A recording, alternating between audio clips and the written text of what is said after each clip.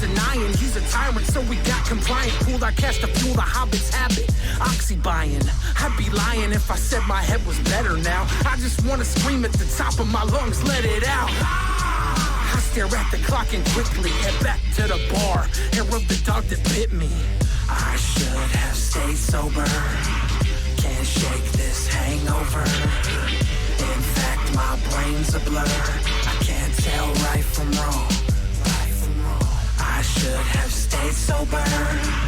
Can't shake this hangover. In fact, my brain's a blur. It's gone as the night is long. Night is long. Bartender, I really did it this time. I need rehab, I'd settle for a vodka lime. Should I settle out or double up? I don't know, fuck it, I got credit, let's get it.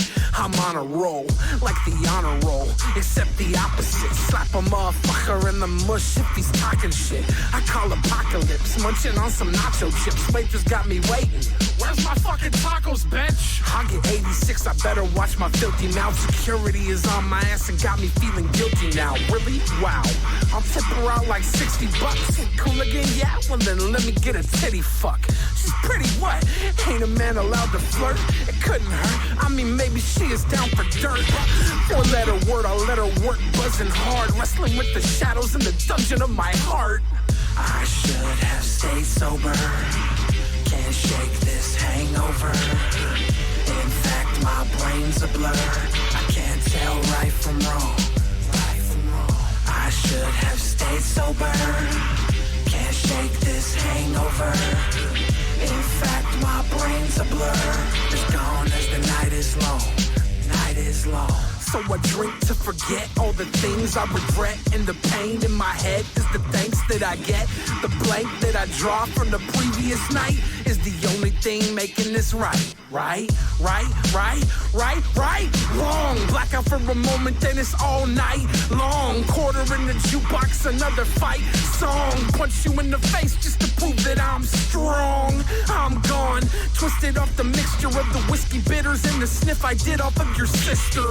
More liquor, pour quicker, four-figure bar tab, all bad face, tagged your picture. Beg to differ, been tripping on it ever since. Breathalyzer test got me sucking after dinner mints. I can't remember, it's evidence of absence. It's evident, don't mix your Everclear with absinthe. I should have stayed sober. Can't shake this hangover. In fact, my brain's a blur. I can't tell right from wrong. Right from wrong. I should have stayed sober. Can't shake this hangover. In fact, my brain's a blur. It's gone as the night is long. Night is long.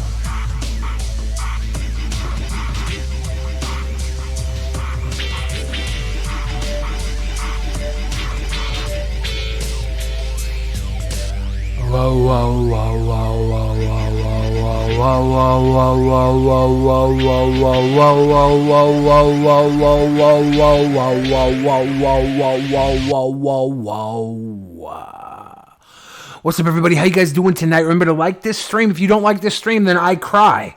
And if I cry, you cry too. Because tears are contagious. Especially when they're coming from Patient Zero Bill Fridge. I'd rather wait and see if it's worth liking first. You know it's worth liking, Joe. You know it. Because I'm a sweet boy. And anybody watching right now is a sweet boy or a sweet girl as long as they like and subscribe and donate and kiss babies and beat up bullies. Sorry. The woman in the thumbnail is hot? She's wearing one of my t-shirts. That's why she's hot, right? That's why she's hot. Because she's wearing one of my t-shirts. You're on page 6 of 9 for your essay?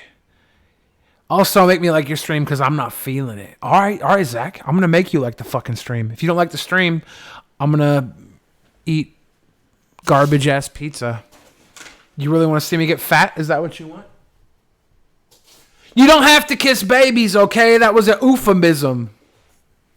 Jeez, you people are so sweet.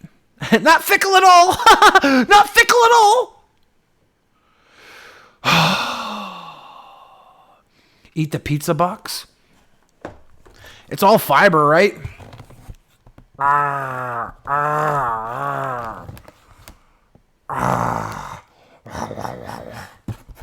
Y'all dumb.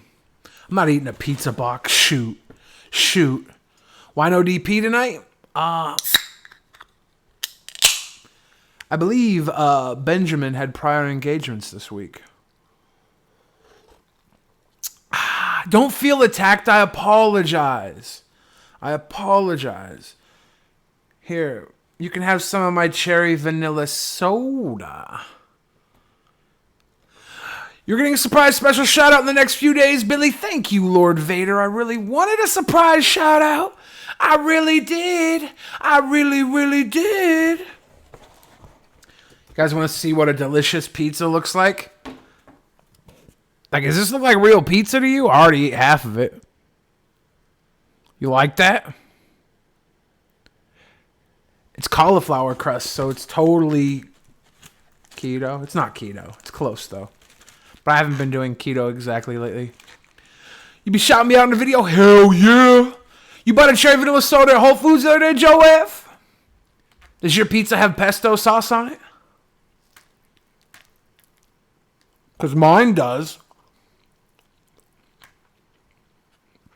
You thought he was not going to eat? Oh, yeah, I lied. Have a good night, Trevor. It's cauliflower crust. Do I think one day Fortnite will die this year because of Tfue? No.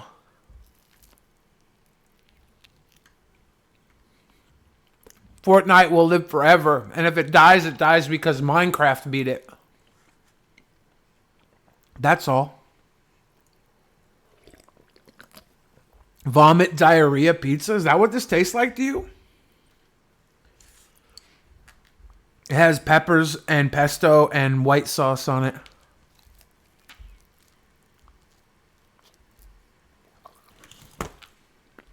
And onion.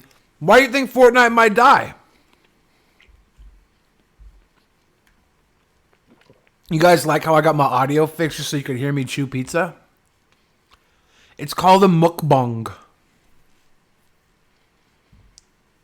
You're asking for gas money, Joe? You better get it. The pizza's actually pretty good.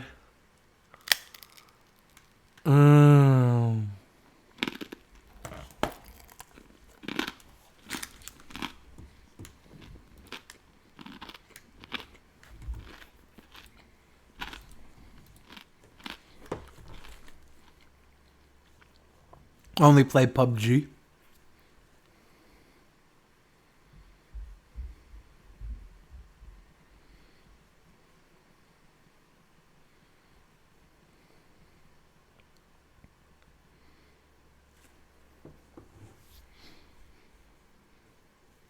We got some ASMR. What kind of pizza? It's cauliflower crust with pesto squirt on top and white sauce under the cheese with chicken and bacon and onion and mushroom and garlic. It's pretty good.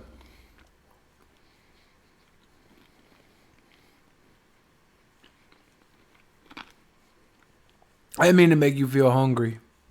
What I did mean to do was have some pizza. Leftover pizza. There's no tomato base. I don't know why I don't get the tomato base. Usually when I get chicken and bacon, I go with a white sauce. If I would have got like pepperoni and stuff, I probably would have got red sauce. From your favorite YouTuber and Gothic One Maker. I even sent him some of your merch to show off. No. Lord Vader, you did not. You did not.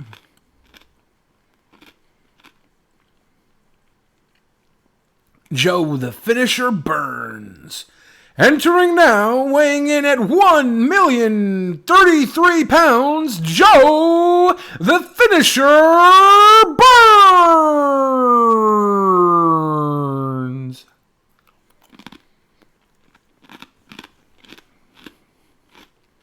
Where's the chip at, Octavia?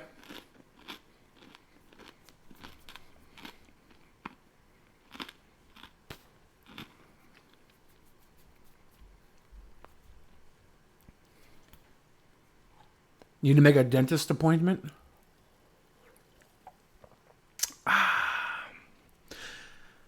In the land down under, Bandcamp is glorious. I can't give in, till I'm victorious. Yeah.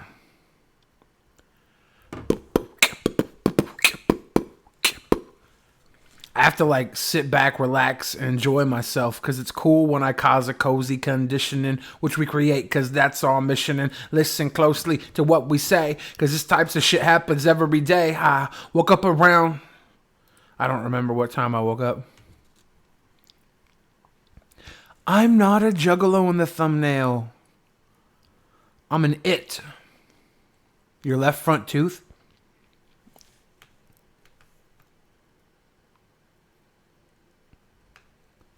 I chipped my bottom tooth, but my teeth are so fucked anyways. Mr. Slayer! Love the streams, brother. Keep it up, my friend. Thank you, Mr. Slayer, for that sweet donation to the Donut Nation. I will keep it up. I will keep eating pizza on stream until it's gone. But I'll also keep doing everything else too. All I want for Christmas is my 2 front teeth. My teeth are jagged, easier to tear flesh. You could care less, or Billy cares less, or ripping pussies on wax like a Brazilian hairdresser. Yeah, I rap, but can millionaires better. Now I'm losing my religion for some billionaires' pleasure.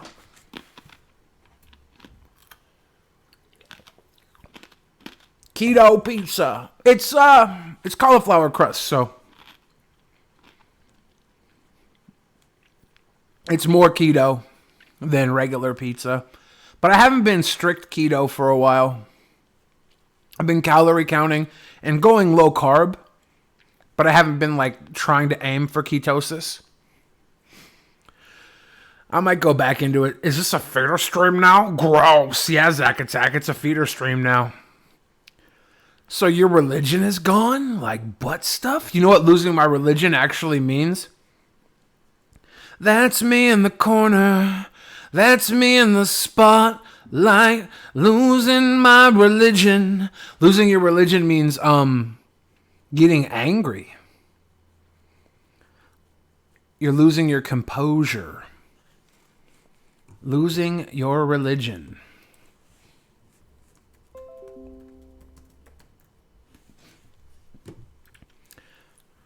The phrase, losing my religion, is an expression from the southern region of the United States that means losing one's temper or civility, or being at the end of one's rope.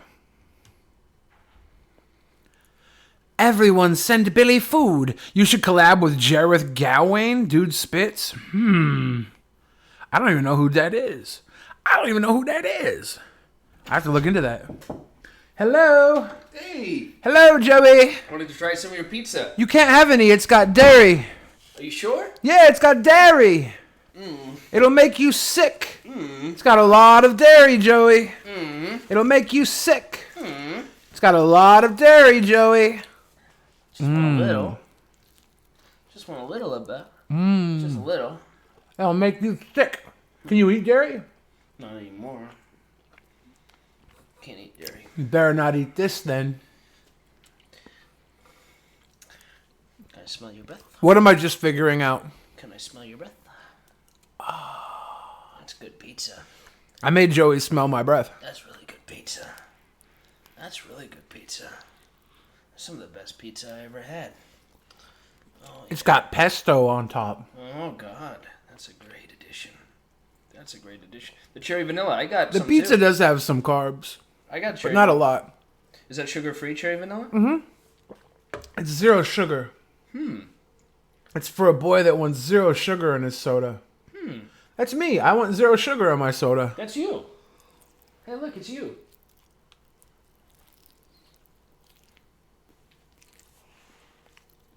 Would you like a water? Oh boy. Oh boy. Joey, would you like a water? Yeah. There's a water in my refrigerator. Actually, I don't want one refrigerator. There's a warm one right there. Room temperature. Perfect. That's what I'm talking Would you like to pull up a chair? about. Nah, I'll stand. You can stand. You don't have to sit. Nah, I can't stay long. How come? Because my friend's doing a stream upstairs. Huh? Yeah. Who? His name's Pimp Monk. And he's doing his own show. Uh-uh. He's got 27 viewers. And No. climbing. No. He's going to be the best soon. No. He's my vote for next peasant. Hi, everybody. Hi, Steven. Hi, Static. Hi, Jawan. Hi, Sean. Joe, why do you like room temperature water? Well, when I was your age, why room temperature water? I guess because cold water I drink more slowly, and I don't find it as pleasant. It's an experiment. It's an experience, you know. Destiny, what's up? Destiny thinks room temperature is the best as well. Yeah. Everybody, there's a lot of people that think room temperature is best. I like cold water. I just like it. A lot of people I know drink it because it hurts their teeth. Billy's opponent is here to battle. Battle! Battle!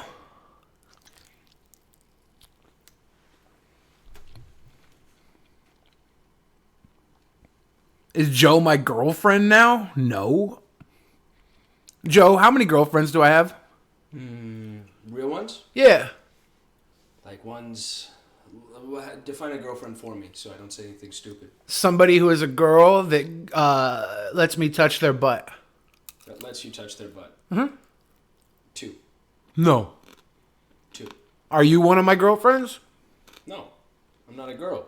I let you touch my butt, but that's a boyfriend. Yeah. Jawan Hart says warm water helps them poo-poo. Hi, Rotten Pimple. Do I talk to Kayla Ellie anymore? Of course. Joe invited her over to stay at our house. Yeah, she says she's coming. Joe, look at this. Boy, there's so many of us who like room temperature water now. I can touch your butt, Octavia. Sick butt touches. Joey, look at this. This is Michael Stipe commenting on the phrase "losing my religion." Yeah.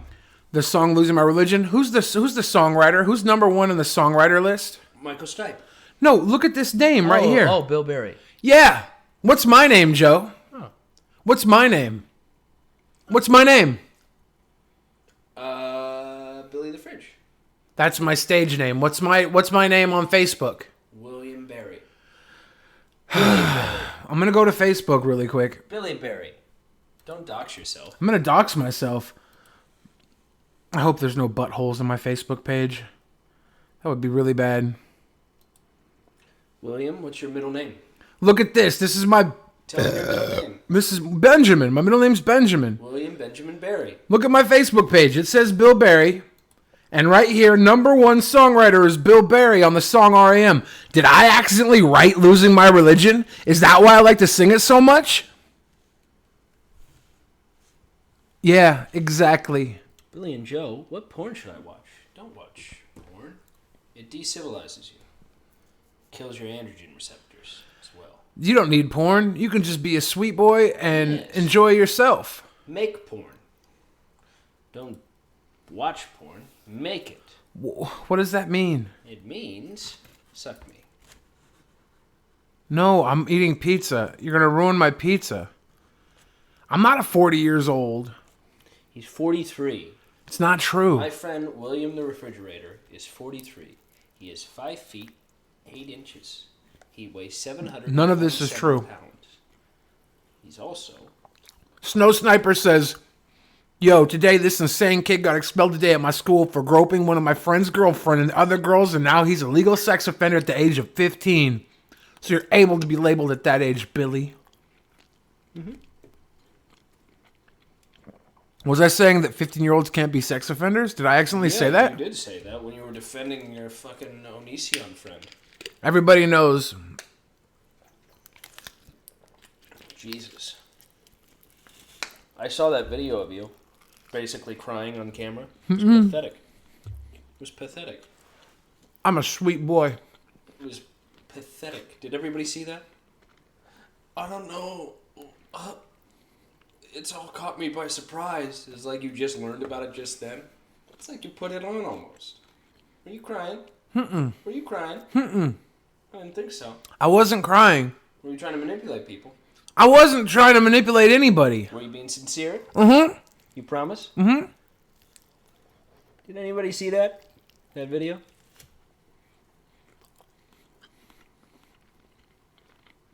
Bill, will Onision quit YouTube soon? There was this huge special ed kid at my old high school that would grope you up if he caught you. I'm small and fast and never got snatched. Very good, Octavia. Octavia, there's seriously like, there were 2 special ed kids at my school. One, I won't say their names. One of them was really good at moonwalking and loved professional wrestling. And he would walk up to my girlfriends and poke them right in the titty, like press their nipple as a button. And then he'd look at me and I'd be like, run. And he would run and I would chase after him just long enough for him to get away because I didn't want to beat up the special ed kid, right? But I scared the hell out of him.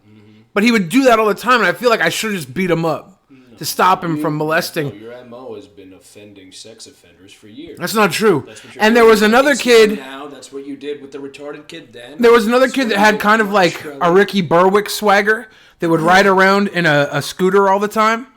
I won't say his name either, but he would call all like the girls I knew, all my little girlfriends, and he would call them on the phone and be like, because he worked for the office, so he had access to every student body's phone number, and he'd be like, I'm thinking of you and touching my penis. And he'd breathe in the phone and be like, go away. And he'd call him back like, why'd you hang up on me? I'm touching my penis. Let me guess, he was your best friend. No, he wasn't my best friend. Yes, he was. I liked the wrestler. I liked the kid that could moonwalk better. The kid that could moonwalk had like Down syndrome. And he was like really good at moonwalking and he loved wrestling. But he was a dumb little shit when it came to touching girls' boobs. This guy was, I don't know if he was touchy-feely. I think he did. One of my friends that was a boy said that the guy tried to offer him a blowjob. And I was like, that's weird, dude.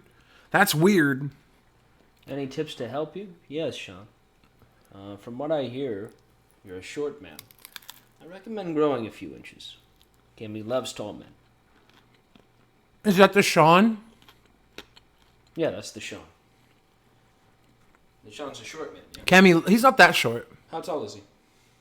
What do you think about 5'9"? 5'9"? No, she was with a guy who was 6'2". She should probably really just get with me because I'm also tall. And then she said if he was 6'6", she would have married him the first week. So the taller the better for young Camille. Who knows if it stops at a certain point. I don't know. All my pizza is now gone. I'm very... Hey, your sister's pretty and she is pretty. That's true. It's true. That's true. Joey, Yes. you sure you don't want to pull up a chair? I'd rather not. Quicks, I ate the pizza, man. Jesus was 4'11". Is that true? He was 4'9". No way. No, it says in, there's only one scripture describing his height. They say he's great in stature, which at that time and place, ancient Judea. Probably like 5'6". Yeah, maybe it meant 5'6". Who knows? Could be 5'10". I don't know. Much love, Zazzy. Call the pizza fairy. I'm so full of pizza right now. It's crazy. It was very good, though.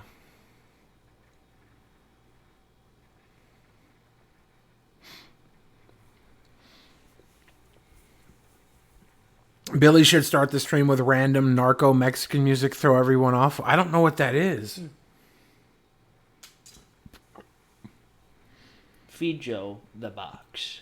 Billy, what if Boogie walked into your house while you're streaming uninvited and then starts stealing things in the background? That would be fucking funny.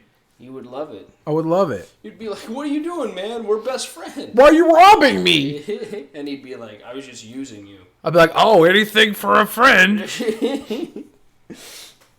Cartel Mafia? Mem boy. Cartel Mafia. What's up, kitten? I had... Sean, you can have anyone you want. You really can, Sean. I want you to know that about yourself. What did Sean say? Did he just want...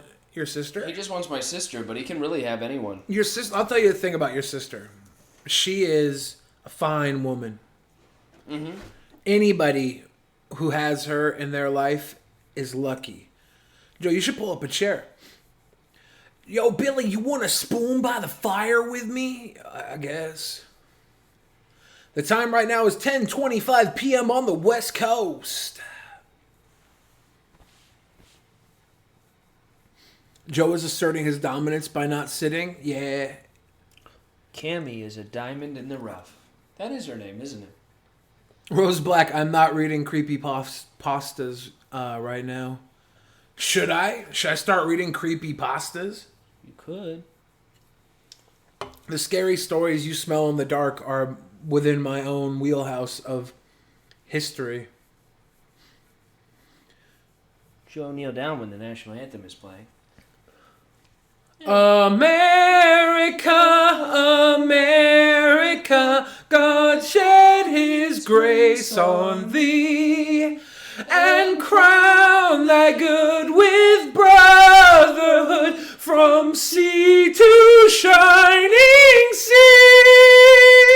That's not the national anthem. Otherwise, I don't know what it I was. would have knelt. Is that not the national anthem? No, that was Oh Beautiful. Well, Faces. fuck me. Oh beautiful. For spacious skies or amber waves of grain, purple mountains, majesties above the fruited plains. Rang true to the night, but our flag was still there. Oh, say does that star-spangled banner get waved for the land of the free and the home of the brave. Play ball. Sorry, guys. Lady Gaga, eat your heart out. Joe, how tall are you? I am 1 inch taller than Billy. For specious guys. Why are there 4 specious guys? I'ma hit a home run. Bitch, I'ma go dumb. If you throw a tantrum, guarantee I'll throw some. I'll throw some. Diesel it, people. I got a boll weevil penis. I put it in your mouth like it's intravenous. Jesus, dripping down from my pizzas. You see me, I got pieces of greasy pizza up on my Jesus. I am Augie Pullman. I'm Augie Pullman. I'm Augie Pullman. Jesus Christ, these parents need to stop naming their kids Augie Pullman. Okay, we gotta watch this video because this is a joke that Joe said like 2-3 years ago. I don't remember. It still makes me laugh my ass off. Oh, you guys gotta relive this with us. It's fucked up. Like you're not gonna respect us after this one. A message from Children's Craniofacial Association. Have you read Wonder by R.J. Palacio? Wonderful book. Did you take CCA's Choose Kind Challenge? Do you know a real live Augie? Want to meet a few? Yeah. I am Augie Pullman. I am Augie Pullman. I'm Augie Pullman.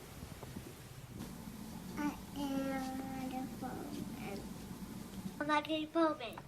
I am Augie Pullman. I'm Augie Pullman. Sweet little kids. So I was reading this book with my nephew, right? And so I was looking through it, trying to I think I read a chapter to everybody live on stream. And Joe was live via Discord or something. Yeah. And they're like, I'm Augie Pullman. And Joe goes, Jesus Christ, these parents need to stop naming their kids Augie Pullman. It's obviously a bad luck. And I started dying. It was so messed up. But it was these are sweet kids. We love these kids. If you ever seen the movie Wonder, it's a very good movie. I went and saw it twice in theaters. I read the book with my nephew. It's a very sweet movie. But when Joe said that, I died laughing. You ruined it. What? I thought you were a good guy. I am a good guy. You're not a good guy. I am, dude. These are sweet kids. They're You're very the kind good of guy who laughs kids. at retarded kids. They're very good kids. With gross faces. Don't call anybody an Augie Pullman unless you want to tell them they're wonderful, strong kids. You got to see the movie Wonder, if not read the book. Wonder's a great movie. It's a great movie. It really is. I loved it. I saw it 2 times in theaters. When the opening scene happened, I was like, well, there's no way I'm not going to cry during this movie. Yeah. No way, but I didn't. You didn't cry? I didn't cry. Oh, I cried. I made sure not to. I cried. I didn't cry. Wait, no, with that trophy thing at the end. Yeah. Shit. Definitely with that trophy thing at the end. Yeah. I did a cry, dude. What a faggot. I did a cry. Yeah, I cried too. Fuck. I did a cry. Fuck. It's a very sweet movie. It's a very sweet movie, and we would all be lucky to be Augie Pullman. Do a sob. Do a sob. I'm gonna do a sob now. It's beautiful. I am 1 inch taller than William the Refrigerator. Here's what we're gonna do. We're gonna do a tall standing. Because I want people to know that I'm not short, because Joe's not short. We're gonna do a tall standing. See, look at these boys and how tall they are. What, are you stepping on my toes? No, I'm just taller than you. I told you. You're about taller than me, yeah. Just about. He's about taller than me. Just about.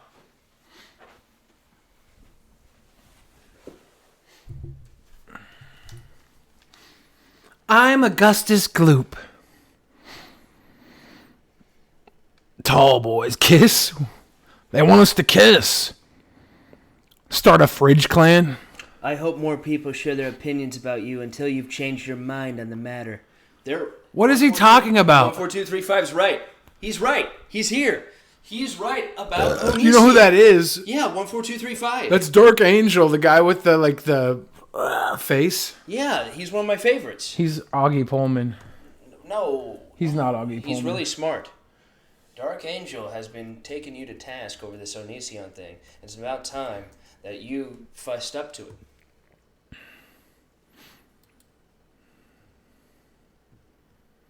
I think it's the Dark Angel. I want to find videos of this guy, but I can't. Maybe I'm tripping. I don't know who the fuck he is. I'm over it. Dude, did your ears just drop? Yeah. My ears just dropped. Yep. Keep it a secret. Yeah. When you were staring at each other over, it looked like Weird Al and Justin Long having a staring match. Damn. Ever played that game, Abe's Odyssey? I haven't played Abe's Odyssey. Is it good? Abe's Odyssey? It's wonderful. Do I still talk to Taylor? Taylor, the big titty blonde girl? Joe is not keto. Joe eats all types of good food. But Joe doesn't do a lot of dairy or gluten, which helps his physique. Mm-hmm. Helps his physique. When did Joe stop taking his Ritalin? He's a boy that can't take Ritalin. He's a boy that can't take Ritalin. I don't have any cousins, F.O. Where's my donut chain? Where is my donut chain? I think it's in the back of my car. Am I 6'2" or 6'7"? I'd say 6'2". What are you doing, Joey? I'm looking for your donut chain. My donut chain's not in the closet. Joe's bulge is staring me down out the corner of my eye. Is that what you're doing standing up next to me, Joe? What? Are you wafting your dong into my freaking camera? No, I don't even have it out. Does your chain hang low? Does it wobble to and fro? Can you tie it in a knot? Can you tie it in a... What? I've only been wearing pants that show it. Oh. I have one donut chain in my persons, but I have a second donut chain that I let someone borrow so they could make love to their girlfriend in it, and they never gave it back. I need a keto chain. This Joe chain do a is game? keto. It's an edible donut. I can't eat it. Can Joe do a good Bane impression? Not really. I don't even do a very good impression of Bane. That's worse than my regular impression of Bane. Really adopted the daughters. I was born in it. Yeah. Everybody adopted my daughters. I was born a daughter. I was born in it. They make love to their girlfriend through it. That's Deaf Bane. One little voice is calling me, calling me. One little voice is calling me. They never give it back. How rude. I know. I should message them and be like, "Can my donut chain back now? Does your chain hang low? Does it wobble to and fro? Can you tie it in a knot? Can you tie it in a bow? Can you throw it over your shoulder like a continental soldier?" Oh, I gotta get away from... Can you get away?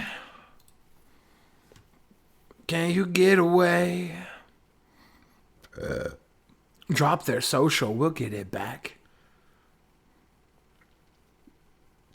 I could probably just ask them for it back. It'll be a glazed donut now. Wow.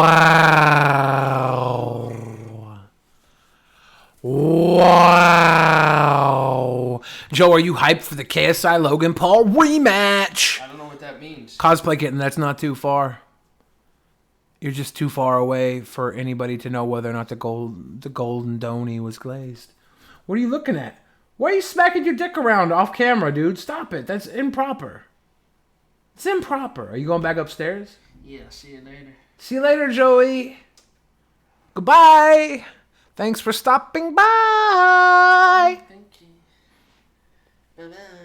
Bye, everybody. Bye-bye. Goodbye. Bye-bye. I have had Voodoo Donuts, yeah. I used to get them every time I went to Portland, and then I stopped going to Portland. And then last time I went to Portland, I was on a diet, so I haven't had one for like the last few times I've been to Portland. Joe's getting ready for you. Why are they like? Oh yeah. Bow bow. Chicka chicka. Bow bow. So here's the part of the stream where you guys tell me what it's like to be happy and healthy. Type in the chat one thing that you're grateful for in this world, please. I need some positive reinforcement of my own mental psyche. Thank you. Thank you.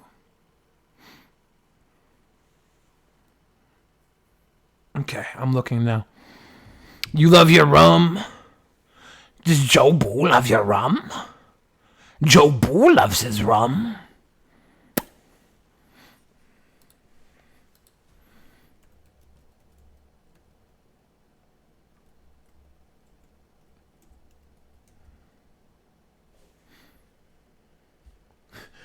It's very bad to steal Joe Boo's rum.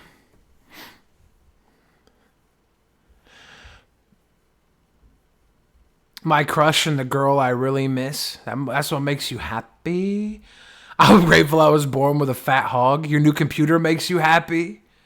You grateful to be alive? Yes. You love steak? That's not a bad thing to like. I'm grateful for superheroes. I can be your hero, baby. I can kiss away the pain. I can stand by you forever. You can take my breath away. I can be your hero. I'm thankful for YouTubers, my family, people on my YouTube channel. I'm thankful for the way grass feels on my feet. I think it's nice to be watching Billy the Fridge streams. Your streams make me happy. I once had a glazed donut that's 1 foot round. It was good. That sounds good. Eating Gouda cheese makes me happy. My girlfriend makes me happy, and my wife. That's a nice signal lost. I'm glad you have both of them in your life. Darren McCartney loves pork grinds. Darren sounds like he's on a keto life. A pita chips says Billy the Fridge make you happy. I don't know who would win, Joe or Angry Joe. Probably Joe. Joe's rambunctious. None of my messages are going through. Hello, Billy. Damn, Frump. That sucks. Family makes Sarah happy. Big butts makes Juanito Ackerman happy, and he cannot lie. You others can't deny that little Squishy's Xbox that you got free with your new phone contract is being delivered today. You just got a text. That's awesome. Little Beardy is grateful for Midge Wrestling. That's awesome. I'm grateful for people that are willing to stand up to predators. Well, that's good for you, 14235. I hope that benefits you greatly in this world and that you don't just obsess over shit forever like a little psycho, because we're not talking about that here. I'm grateful for Bush's baked beans. If only you could get the special formula from Duke, but Duke hides that special formula. I'm doing pretty good, Frump, thank you. Fried cookie dough makes you happy? Where do you get that? Where do you get that? Signal Lost, you cheating on your wife? I mean, is it really cheating if you're making both of them equally as happy as they're making you? I would never cheat on my wife. But that's up for me and my girlfriend to decide whether or not I do. That doesn't make sense. Be a sweet boy. I'm thankful for YouTube boxing. Pepita Chips loves their hand. I'm grateful for Bella the Fridge, who makes me laugh and is my big inspiration. Dabs make you happy? Ooh, I'll make you happy then. I'm getting food, says Billy makes me happy. Making art, doing makeup makes you happy? That's awesome, Octavia. Sushi makes you happy, little Beardy? Billy react to Sonic.exe gameplay. Is it good? I'm grateful for marijuana. Cute as always, Billy. Stay awesome, bud. Thanks for the green heart and the flame. Thankful for catfish. I had some really good catfish from a gas station the other day. It was really good. Thank you, Jeff. I'm trying to look sweet and savory for the people at home. I'm working on my overall appeal. Hey, Signal Loss says my wife is into her too. It's all good. That's what I like to hear, my dude. Happy wife, happy girlfriend, happy life.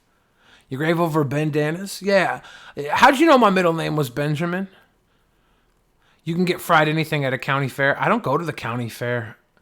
I've been to the 1 year I went to the state fair here in Washington. Do people still dab? I don't know. Probably, yeah. Salt makes you happy? Nom, nom, nom. The secret Krabby Patty formula includes a Billy donut chain. Interesting. Static Beat says, I'm thankful for titties. What a great thing to be thankful for. Is Signal Lost in a poly relationship? Judging by his girlfriend and his wife being happy together, you could probably suggest that he is. I'm not afraid of creepypasta games.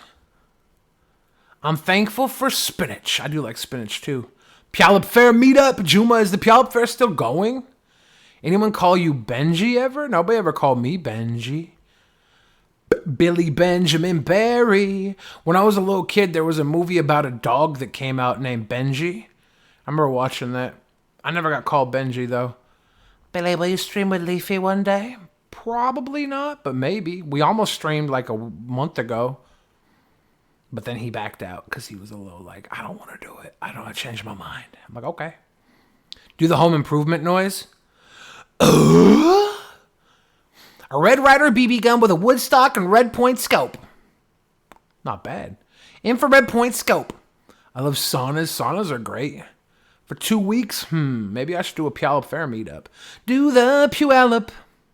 You can do it in the trot, you can do it in the gallop, you can do it real fast so your heart don't palpitate. Just don't be late. Do the Puyallup. I'm thankful for professional wrestling. Yeah, John, that's a good thing. I'm thankful for internet because cable TV sucks. It's true. In a deep fry fest, they basically will deep fry an egg for you or a crispy donut stuffed with bacon and cheese stacked with steak and acorn sauce. What am I thankful for? I'm thankful that I get to come on at any given time and hang out with you guys when I really have nothing else going on in my life. And that's not often, but when I do have nothing else going on, I love coming and hanging out with you guys. Like this is something I've been wanting to do for a while, but I've been a little busy boy.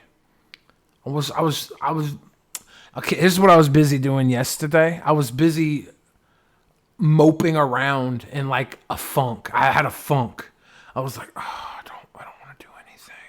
I don't want to do anything. I don't want to do anything. And then by the time I got out of my funk, it was way too late to do anything.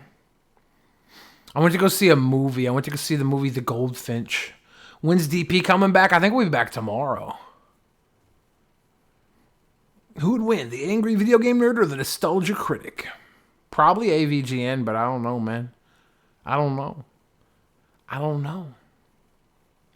Thank you, Volfan. Benji Stove can be your secret Nightwalker identity.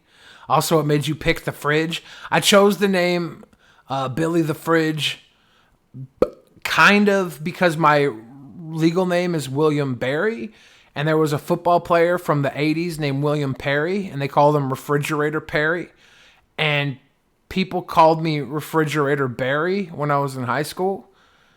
William the Refrigerator Barry, and I shortened it to Billy the Fridge, like Billy the Kid, when I needed a web domain, billythefridge.com, and that's how that came to be. And then people would call me Fridge and Billy and stuff, and it just stuck.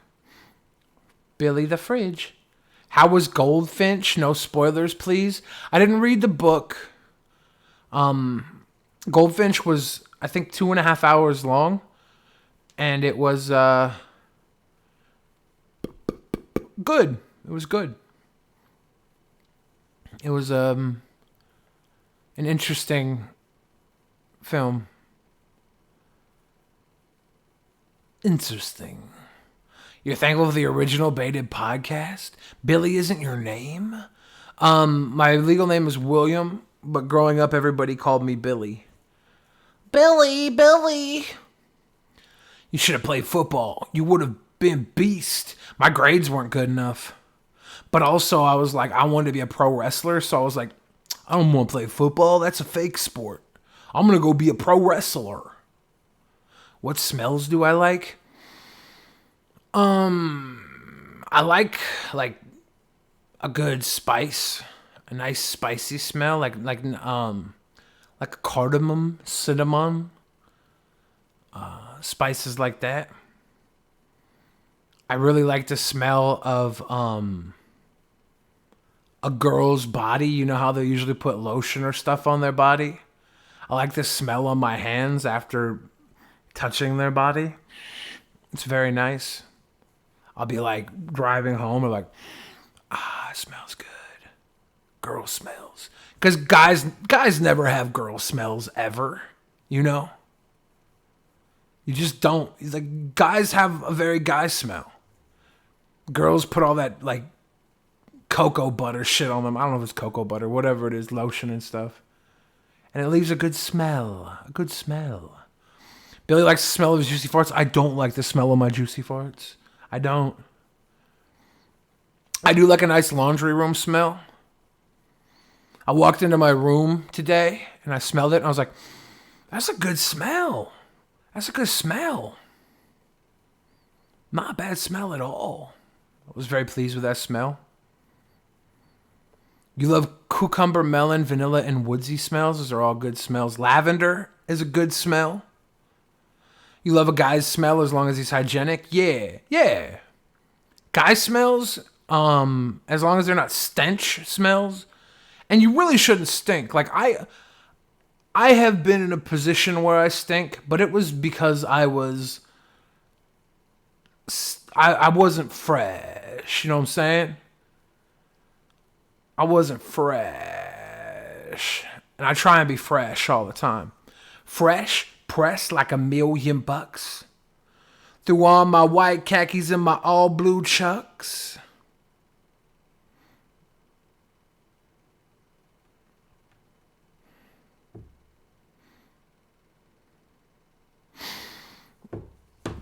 "24-hour DP shows." We'll probably have another 24-hour show before too long. I don't know. Everyone knows it's stinky. Everyone stinks like booty cheeks when a bus is crowded with 200 people on its side. I remember when I met Anything for Views. Like, after I met him, he was like, bro, how do you smell so good? And I'm like, I don't know, man. I don't know, man. Hey, Mercedes. How you doing? Hi. Also, the smell of wet grass or wet dirt and gasoline. Yeah, I don't mind those smells. I don't mind them at all. Garlic is a good smell. Onion, not so much. There's a... She says, hi. Imagine a bathroom with no stalls and you look at the left and you see 5 people taking a dump. Okay, I just imagine that. Like, I mean, I'm not going to trip. Hello, Jessica, the Aztec lover. How you doing? Like, if I'm in a bathroom with no stalls and I see 5 people taking a dump, I'm just going to be like, hey, what's up? And shout out to Joe, though, who came down here and drank half a water. He should have taken his fucking water with him. That bothers me. Chad released a cool video on cold ones. Nice. Why do women prefer wear makeup? Because they're ugly and they stink. It's so mean. Want to talk to her? Hi, Mercedes. Write his name on it. I should, huh? I should just bring it up to him. Joe left a whole bag of Starburst down here the other day, and I was like, dude, don't leave that down here. I'm going to want to eat one. I obviously didn't eat one, but...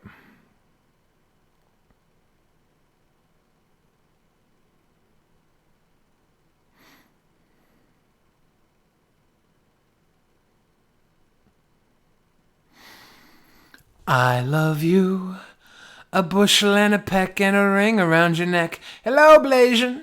How are you doing? How are you doing today?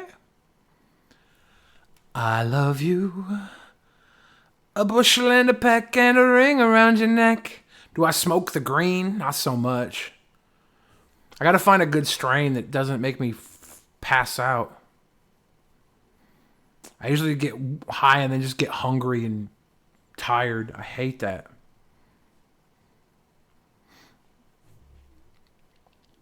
Billy, I feel kind of scared. Well, embarrassed. I messed up when talking to my crush. Now I need a new game plan so I can try to get her to know her more and befriend her. What'd you do? You get your Monster Gaming chairs today? Are they nice? Nice. Where are the scary stories? All right, Jessica. Let me tell you about a scary story.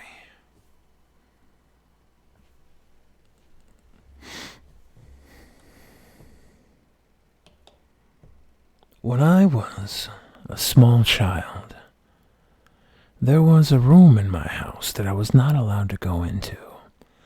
This room was filled with lights, and there were plants in it, and the plants would grow. And one day I broke into the room, and the plants were buzzing under the halogen lights. These plants grew at a rapid rate of photosynthesis. I could tell one thing. These plants were inside because they were too evil to be outside. And when I took my first look at the plant, it had sticky green buds flowered across it. It smelled of body odor, skunk even, but it smelled good and fresh. And I went to the tallest plant with the biggest bud. And I poked at it. I prodded at it. I pet it. The ridges on the leaves pricked my tiny little baby hand. I was 3, maybe 4 years old. I picked off one of the sticky green buds and I smelled it and I said, "This smells like duty! Big skunk duty!" The only way for me to get rid of the big skunk duty was to light it on fire. I had to burn the duty away. So I took a lighter out of my mama's purse. I went to her bed. I put the skunk duty weed on the bed and I lit the bed on fire. And as the entire bed engulfed in flames, I started to feel the fumes brush against my cheek. The stinky smell was smoking rapidly. I inhaled. I started to get a little dizzy, and I yelled to my mom, "Mom! Mom! Your bed's on fire!" And she ran in with a wet towel. She smacked the bed, smacked the bed, smacked the bed. The flames rose higher. The embers started burning like the devil himself was staring back out of them. She did what she could to save her babies and her home. She picked up the burning mattress and she threw it outside of the window. As it burnt in our backyard, all sign of the sticky green buds disappeared. But she knew somehow that fire had started. I played coy. I said I had no idea. But I knew. I lit it on fire. I then was forced to go to the fire station and talk to the firefighters, and the firefighters said to me, "How did that bed get on fire, little Billy?" And I looked at the firefighters and said, "I don't know." And they said, "Billy, did you light the bed on fire?" And I said, "No." And they said, "Billy, are you telling us the truth?" And I said, "Yes." And they said, "Billy, did you light the bed on fire?" And I said, "I don't want to tell you." And they said, "Why?" I said, "I don't want my dad to find out." They said, "Billy, if we promise not to tell your father, will you tell us?" And I said, "Oh yeah, I'll do that." They're like, "Okay, did you light the bed on fire?" And I was like, "Yeah, I lit the bed on fire." And then moments later, my dad storms in. "You dumb son of a bitch playing with lighters! What the hell were you doing lighting the bed on fire? Ah!" And it was that moment I knew I couldn't trust the firefighters at that fire station. And for a long time, I thought I couldn't trust firefighters at all. But then firefighters came and pulled my Gammy Num Nums out of bed when she fell out of bed and had a fall and could not get back up. And they saved my Gammy Num Nums from being on the floor for the rest of her life. And I said to myself, firefighters aren't all that bad.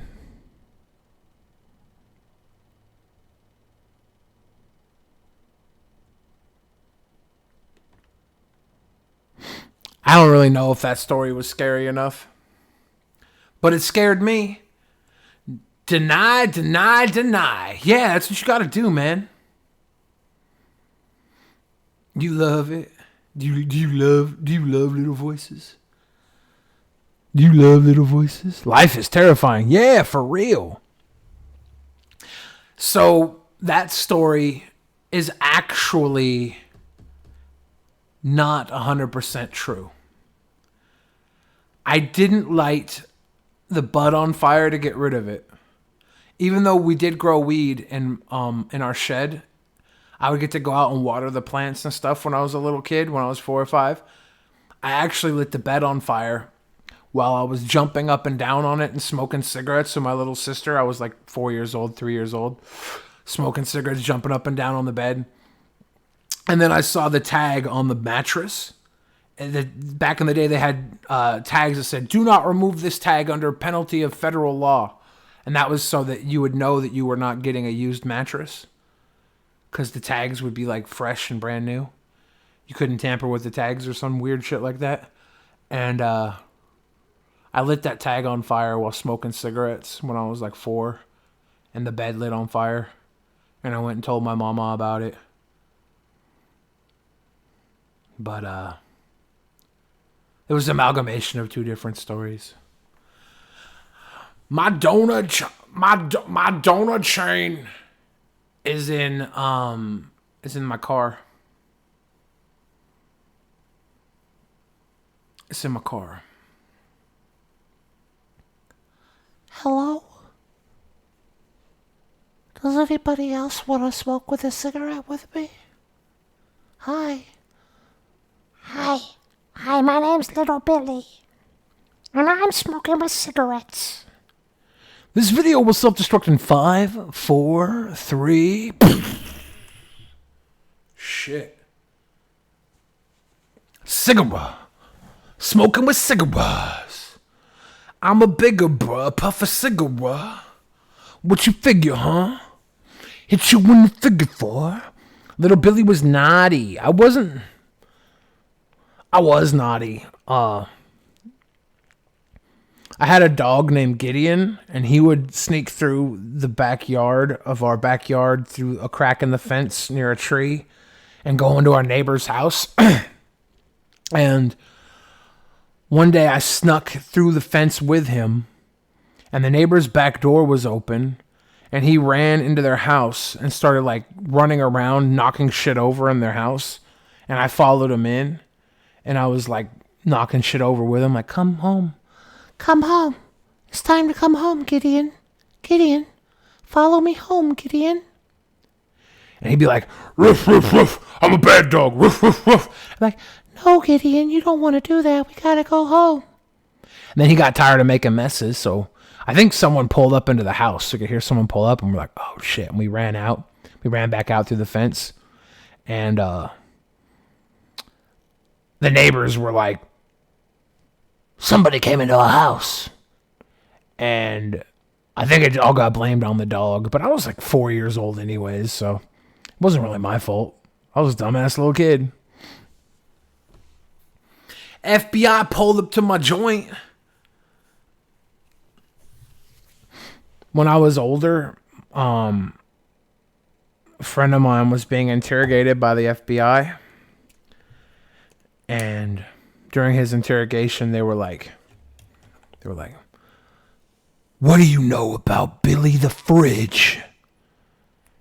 And my friend was like, and then all the FBI agents started laughing at him. Like, I guess somebody like had to like, they got paid to listen, or someone in the FBI had to listen to my album and check and see if there was like any narco lyrics in it, because I was running with some nefarious characters, and they had to check and see if I was a narco singer, lyricist, man, like the fucking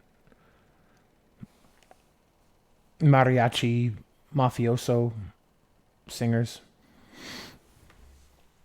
Why'd they leave their house open like that? Better a dog than a robber. Yeah, it was their back door, sliding back door. You have to remember also, this was the 80s. Robberies were like not likely in my neighborhood. Not because people wouldn't rob, but because we were on a very busy road that didn't have a lot of reason for foot traffic for people that weren't part of the neighborhood to come through. Like, when you go further east of where I was, it just goes to more nothingness from a freeway. So for people to come as far out to my house from the freeway, it wasn't likely. How many girls you smashed, man? Enough. Why'd they leave their house open like that? I know. Billy, let's watch some Sonic EXE gameplay on YouTube. I don't want to do that. Billy, are you saying that the FBI thought that you could have been a narcorrido? Yeah. They thought I was a narcorrido for hackers. Like, I don't know if you guys know this, but I wrote the Lizard Squad song.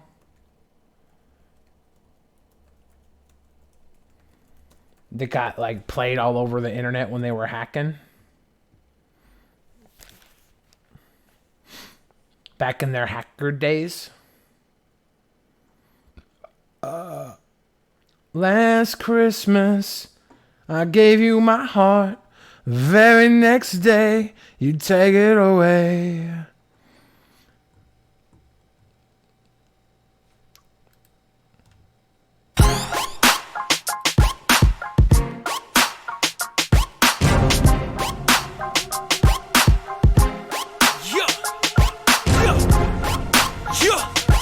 Squad, baby. Shout out to Criminal, Dragon, Satan, and Chief. Woo! Hands in the air, there's a squad on your forehead. Do as we say, or it's a SWAT at your doorstep. Grand Theft in a Corvette, crash into your stream.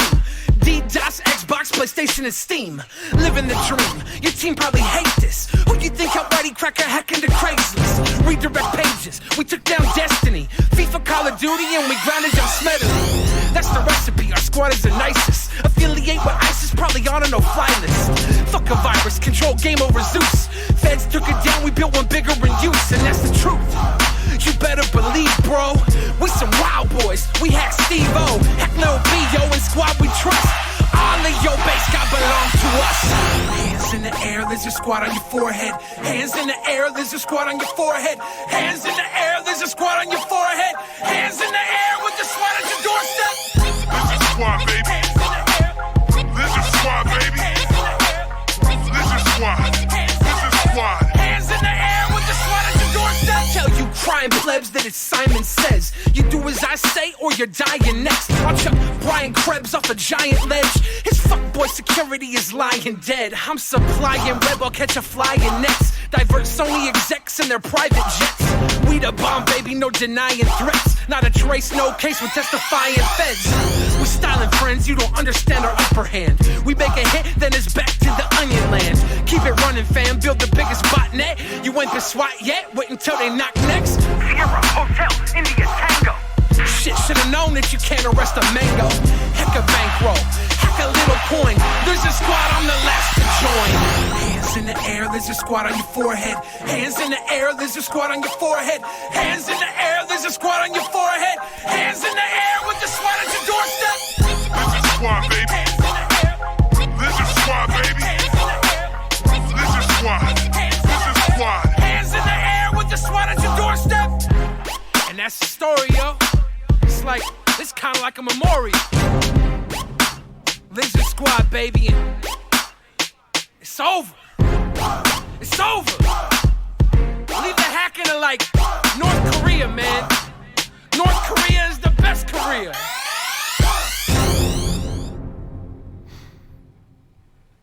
Yeah. That's an old song, and that got me on an FBI squad checklist with like that and a few other affiliations. Got me, it might have got me on an FBI checklist for a minute. Hands in the air, there's a squad on your doorstep. You like it better than the other songs? North Korea is the best Korea. Not many fridges in North Korea. They only need one. We only need one, man. Who sung that song? That was me. It looks like a gecko. It's a lizard, man. It's Lizard Squad, baby. Yeah. That's the song I made for Lizard Squad. I told everybody that I made it for 10 Bitcoin, but that was just my alibi. I was like, I don't know. I'm not a hacker. They gave me 10 Bitcoin to make that. I needed an alibi. You very enjoyed that? Yeah. Yeah. I would go to North Korea if I was personally invited by Kim Jong-un. And he like wanted to hang out with me and share some of his concubines. But that's the only way. FBI, baby. Never heard of them. Me. You thought Lizard was Bill Gates? That's not Bill Gates. Too good at this. We don't tell anybody. Am I a hacker? No. I'm actually not.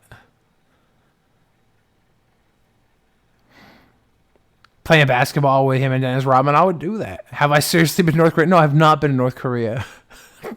You have seriously been to North Korea. Magic mushroom clouds. How was that? Went from Lizard Squad to the Slug Army. Slugs out. Bang, bang, bang, bang, bang. Swing and a miss. I just per usual. I'm sorry. I didn't mean to make it a swing and a miss. What was it like? Love you, boo. I'll bring the peace. Do you believe they have fake stores there? Probably. I'm pretty sure Bitcoin's... Last I checked, Bitcoin was up over 10K again. Bitcoin price is over $10,000. Yeah, it dropped to $4,000 a few months back. And if you would have spent $10,000 a few months ago on Bitcoin, you would have made about $15,000 in return. Am I on Adderall? No. No, I'm not on Adderall. These eyes, they're crying. These eyes have seen a lot of drugs, but they've never seen a drug like yours. These eyes, they're crying.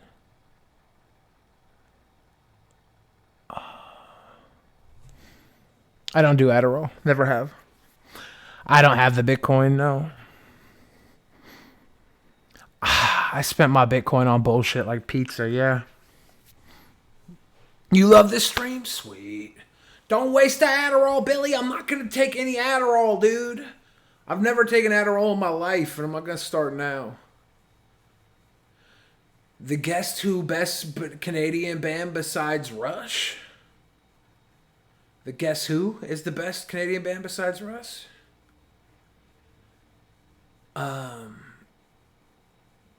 Rush is really good. What's that, a Tylenol? Of course it is.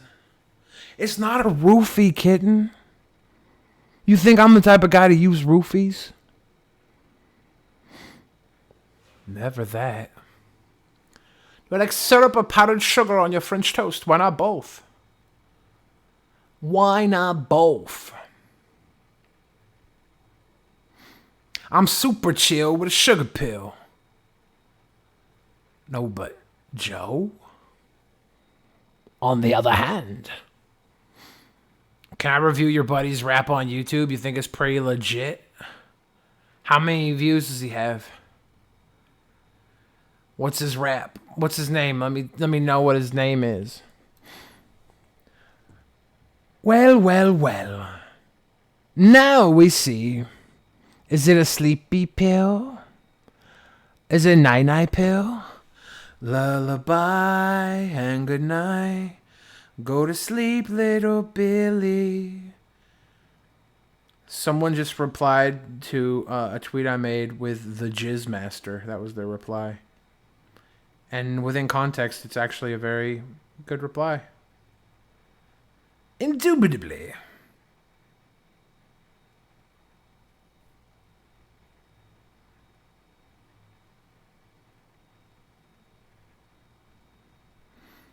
Well, well, well. You've got none to help you sleep? You need to have me sing you a lullaby. Lullaby and good night. Go to sleep, baby Octavia. This is night-night. You go sleep time. And dream a little dream for me. See, that's how you go night-night.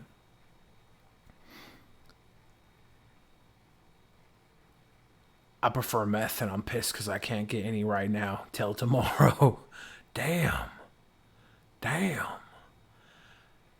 Meth is the real deal now. Lil Pilly. I'm Little Pilly. I'm Little Pilly the fridge. I just want to take my Adderall so I don't have symptoms of ADHD. I was diagnosed with advanced Dungeons and Dragons. Oh, jeez. If Joe Biden gets the nomination, we will have another 4 years of Trump. Yeah, I don't think Joe Biden's going to get that fucking win against Trump. Who knows, though? Only 2 more sleeps till Christmas on meth. Have a good night, Blasian. Good night. Dance, magic dance.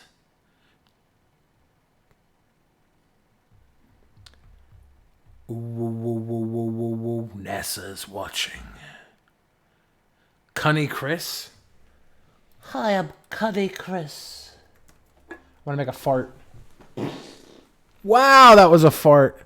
How's benfetamine or squad?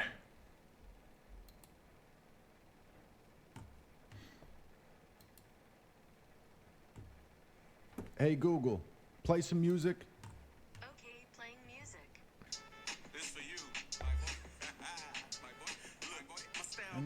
What the fuck is this trash? Ashley. Oh, well, I gotta admit it's better than the last two, but... Fucker on his knees, and with this verbal trigger I squeeze and blow his brain pieces, smithereens. You all about that cream and cash and checks, but you gotta do it rocket spandex, grappling dicks on can. He's got a good flow. I don't want to play too much of this because it's like it's a Wu-Tang beat. But that was a nasty fart. Stop it.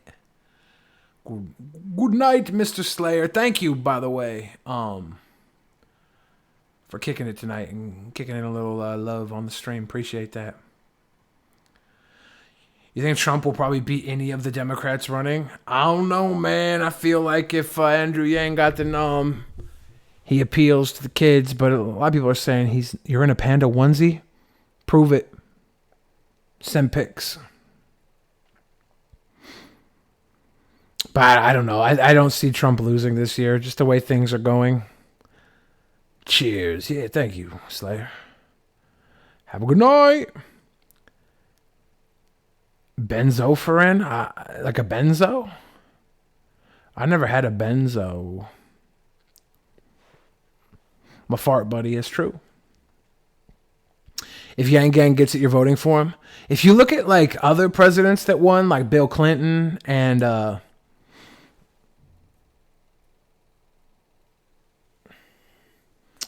Jimmy Carter, they kind of had a similar trajectory as our boy Andrew Yang. So it's not impossible for him to get that push. Damn's taking your guns, y'all. They're not going to take your fucking guns. I like giant pandas cosplay, kitten. But if you're just going to send sexy pictures only, I understand. It's a song cover, yeah. Play more, he won't mind. I know he won't mind, but the beat is a Wu-Tang beat. I just want to listen to enough of him to hear his flow. It's good. Whoa, whoa, whoa, whoa, whoa, whoa. Whoa, whoa, whoa, whoa, whoa, whoa. I like Tulsi too, but she's out now, right?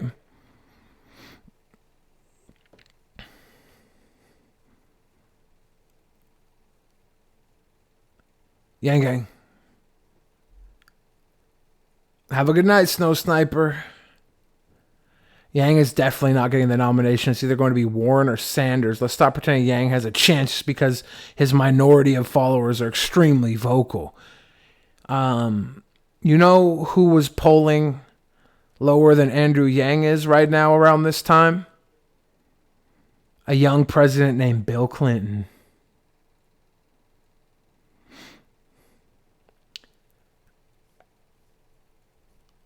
You're saying Andrew Yang's not going to get the nomination, and maybe he won't. But it's not unheard of. She's still running, just being blackballed by the DNC. I'm glad she's still running. How great would a Yang Tulsi independent run be? If Yang and Tulsi came in as independents, give Tulsi the fucking president and Yang the vice.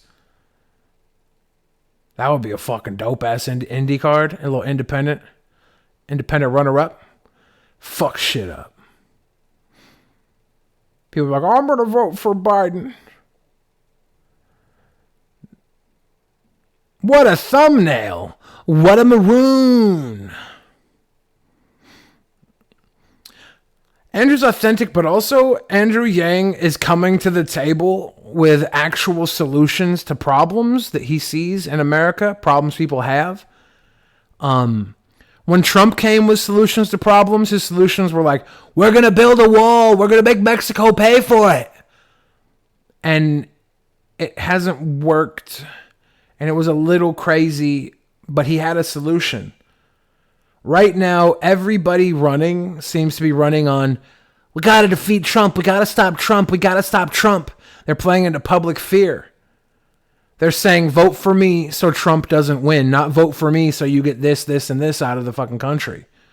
Yang is like, look, this is the problem we're facing. Let's fix it. There's a few candidates that are like, healthcare for all. Healthcare for all. And that's good. It should happen. If not Yang, then I'd vote for Bernie. I'd happily vote for Bernie. I'd vote for Elizabeth Warren. I won't vote for Biden. I'm in a city or a state where my vote doesn't really matter. We always go blue anyways. If I had to choose between TJ and Paul for president, who would you choose? I feel like Paul would be more kind, but he'd still probably drop the nukes at some point in a fit of rage. Have a good night, Zach. Lullaby and good night. Go to sleep, baby Zachary.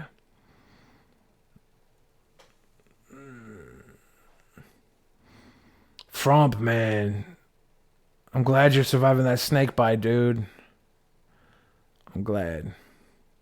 Yang and Tulsi's policies don't really mesh. I mean, they're not that far apart.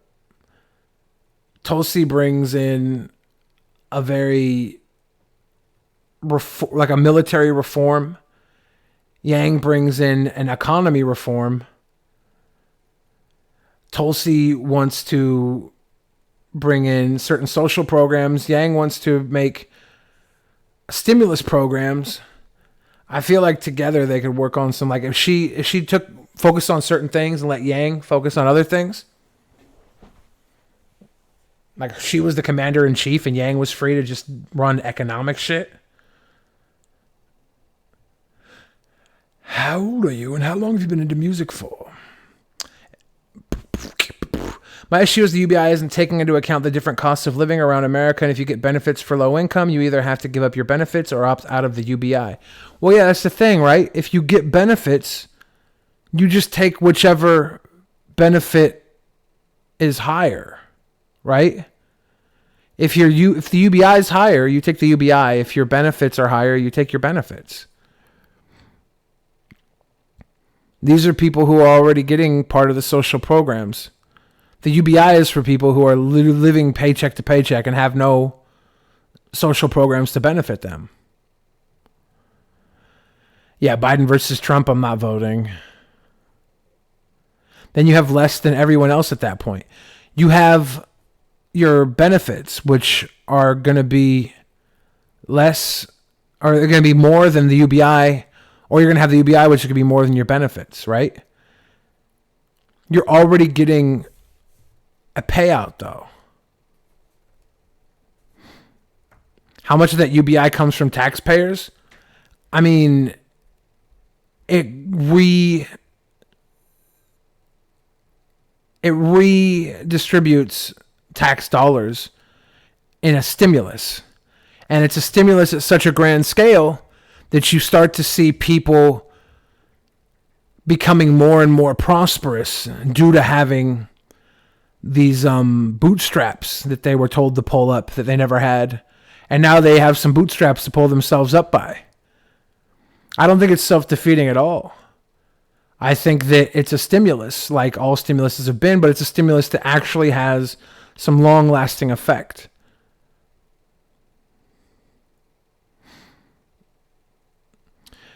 But if they have their benefits, if they already have their benefits, then they already have the benefits. Like, they're not people who need it right now. They already have their benefits. The UBI is for people who don't have benefits. They're now getting their income.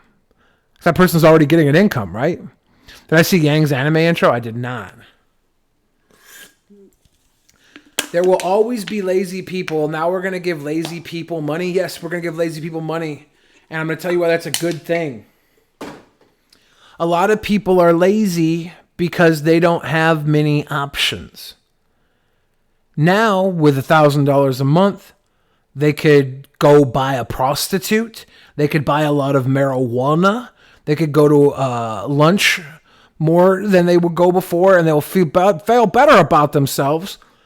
But while they're doing this spending, they're stimulating our economy. And for those that have absolutely no means of income, like single mothers who are staying with abusive boyfriends because they just have no other way to survive, now knowing they have a $1,000 a month coming to them, We're going to have new programs open up that will cater to these people, like housing programs that are built for people that can afford it on a 1,000 UBI. I should check it out, Pepita Chips. The Air Force spends hella tax money on coffee cups, toilet seats, all that stuff. Like, there's a whole lot of money. Like, if you look at our Medicare system right now, it is built to keep those in the business rich. Yeah, if you're giving some lazy people money, I'm okay with that, right? Because you're also giving people money who can use it to better their lives. And maybe it doesn't work. Maybe we're wrong and it fucks up. There's a big inflation. But I think it's worth a try. I think it's very interesting to see what could happen if you give a bunch of motherfuckers money. Personal opinion. It redistributes wealth, which we desperately need. Yang just doesn't answer me questions like there's states, cities that the cost of living is so high that it won't affect.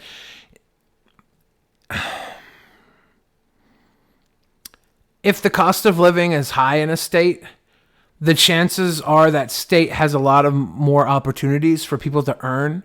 Like, this is why the UBI needs to exist, because in those states where the cost of living is so low, jobs that people are relying on right now are going to be completely automated out. Have a good night, Fresh. So those middle America people are going to need that $1,000 way more than the people where the cost of living is high, because there's just more opportunity there. The answer is decentralization. Maybe. The war on drugs is bullshit. It was created to keep people in prison systems. We brought the drugs into our country. The CIA flew the drugs into our country and locked the people up for profit in prisons for a prison labor force. It's new slavery.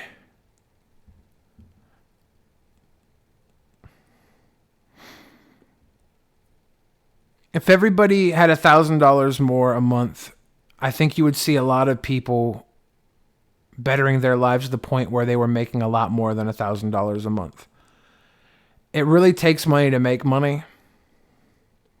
California made private prisons illegal. That's good. For-profit prisons are fucked up.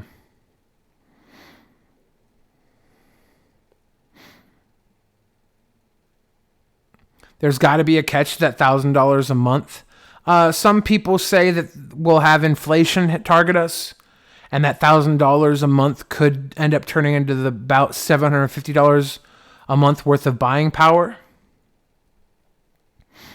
A lot of people say that things will just go up in price because more people will have more money.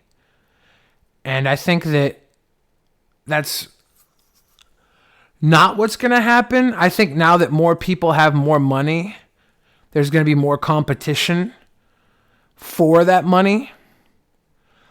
There's going to be more entrepreneurs setting up businesses to get that new available stimulus income. And we're going to see more of a competitive nature because there's going to be more money flowing.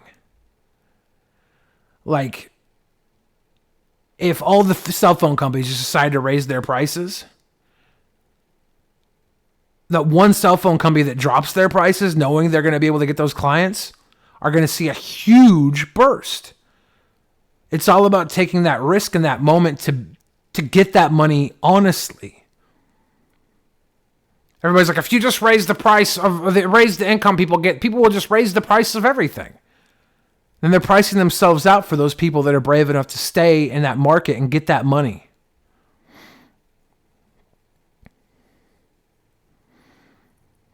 The regressive tax will add costs to producing things, which will raise prices even without inflation. They're talking about luxury taxes, right? From buying luxury items. Self-driving trucks are not ready yet, but they will be. They will be. We already have automated McDonald's lobbies and shit like that. I went to a McDonald's today, not automated. Was very happy to see that in action. Maybe in 30, you think self-driving trucks are 30 years away?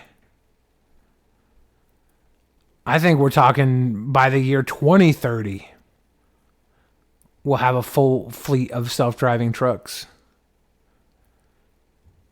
Have you driven in a self-driving car? The technology is there.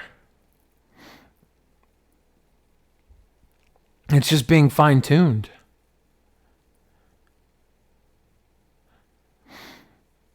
When I was in Vegas, Uber was like, would you like to be picked up by a self-driving car? And I was like, fuck yeah. Will pizza joints be automated? Do robots make better pizza? There's no reason why they couldn't make better pizza. And one of the crazy things about automation is the robots could easily deliver the pizzas and make the pizzas. You could have an entire pizza restaurant in like people could invest in a pizza robot and have it run out of their garage, right? You could have a delivery bot. You could have a oven, a pizza maker in your garage and just service your neighborhood. It wouldn't be that hard to set up and buy into once automation is on the road. The pizza robot car could make the pizzas while it's on the road. Exactly, Juanito Ackerman. Literally just drive with the pizza on a route. Next order available 25435. Delivery of pizza on the way. Like, it's all there. I think we're only 3 to 5 years away from self-driving trucks. I think we're definitely on that path. What's really going to come down to is legislation allowing them to come through. The legislation is going to take longer to legalize them than they will be to exist. You don't drive in a self-driving car, you ride in one. I definitely there was a driver in the car, though. He just had to sit there to get in and out of the parking lots of the casinos. I need more robots. Mine just live in my nightstand. Got 'em. Yeah. That's why. Say what you want about robots, but I don't see all these girls going to their dildos when they need to be held. When they need to be loved. When they need to be told they're pretty. They don't look into their dildo like, dildo, magic dildo. They shake it like a magic 8-ball. Am I pretty? All signs point to yes. Okay. You're not going to be able to get rid of men that easy. I'm not worried about obsolescence when it comes to big bad booty daddy. Honestly, sign me up. You want a robot? A magic 8-ball dildo? Magic dildo. Am I pretty? All signs point to yes. Okay. Whoa. That would actually be pretty chill if you had a magic 8-ball fleshlight. Magic fuckball.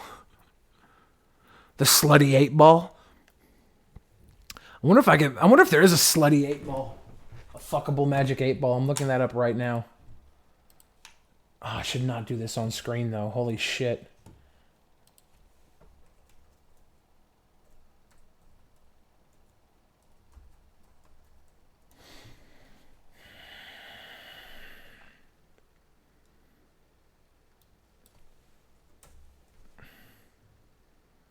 Pocket pool 8-ball masturbator. It's not a magic 8-ball, though. Whip it out whenever you need to and experience the wicked sensation of penetrating a tight little hole again and again. Go ahead, get your stick and shoot. The Zolo Pocket Pool 8-ball.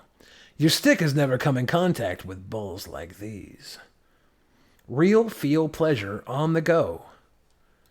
Yeah, they need to make the magic 8-ball sex toy you've been waiting for.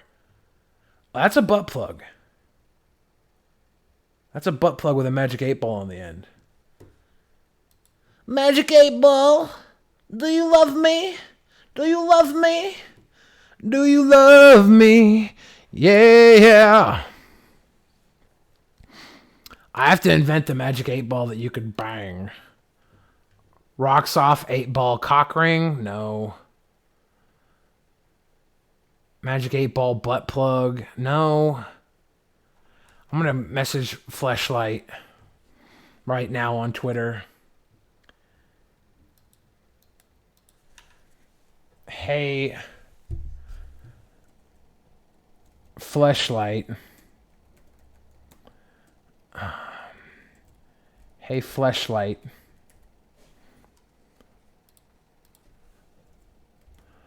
When are you making a magic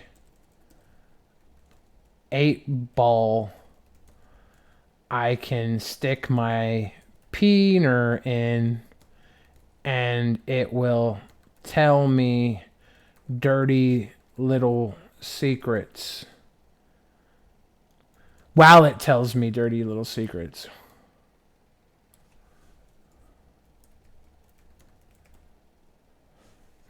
Yeah. This is gonna give me a lot of 8-ball sexes.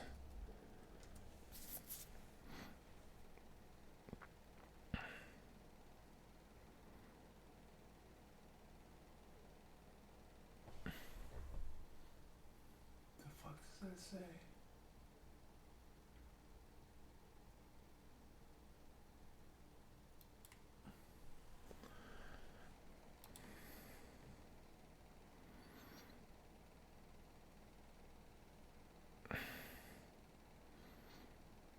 All right, here we go. We're going live. Everybody hit up my Twitter. We need to get this to 1 million retweets or else.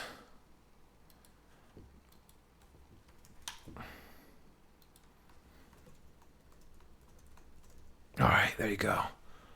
Just go click that little bitch. Just go like it, subscribe. Magic 8-ball. I don't know. If you don't want to be connected to Fleshlight, I understand. I just really want that now.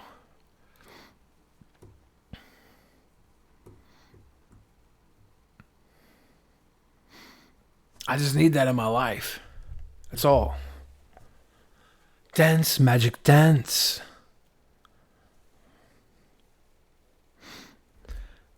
Because I'm a blue check mark and Fleshlight follows me, I'm expecting a response.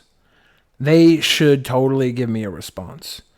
I'm not expecting them to produce a fuckable magic 8-ball, but I definitely at least want a response.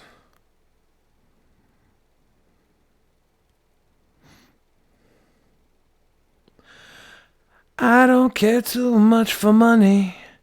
Money can't buy me drugs. I'm expecting it, for real. Sarah, it's not too much to ask, is it?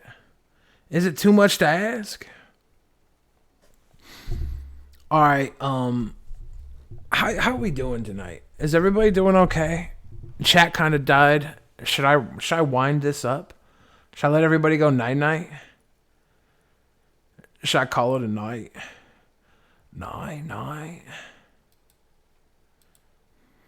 It's a simple request. It's all for the best. Young Billy Fridge, put your booty to the test. Yes. No stress. Young Billy Fridge feeling blessed. Yes. Why is it just me now? Your boyfriend's coming in 2 days, so you're trying to stay up to get ready? Up all night to get lucky. Up all night to get some. Stay up with us a little longer. I will stay up a little longer. I will do that for you. Billy, if you had a robot boy like in Detroit became human, but the only thing he's there for you is to give your wife, is to give you your wife, would you be okay with it? Is to give it to your wife, would you be okay with it? Why would I want a robot that would give it to my wife? If all he did, like if he did literally everything I wanted, like if he would make me sandwiches and cook me dinner and clean up the house, I'd let him bang my wife. But as long as she was down for it. As long as she enjoyed it. But if he's just there to bang my wife, like, I don't need that sort of technology. Ayo, I'm tired of using technology. So why don't you get down on top of me? Is it cucking if it's a robot, though? That's a good question. But she got him.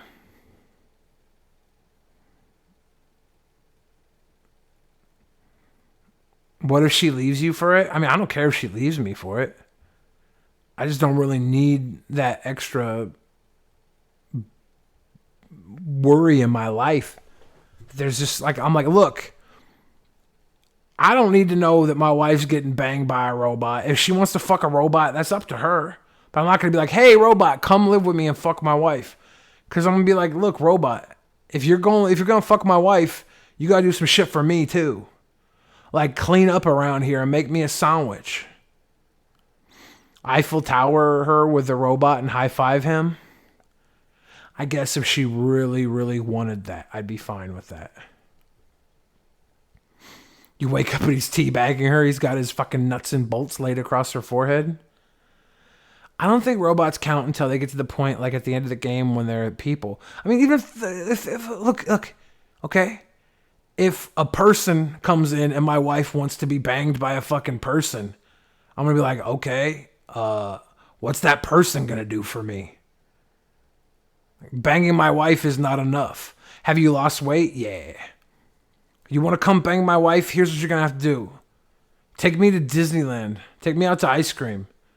Do something, make me feel special. If she wants you to bang her, all you got to do is make me feel special. And I'll go ahead, do whatever the fuck you want. I don't care. Her vagina's not going to get ruined.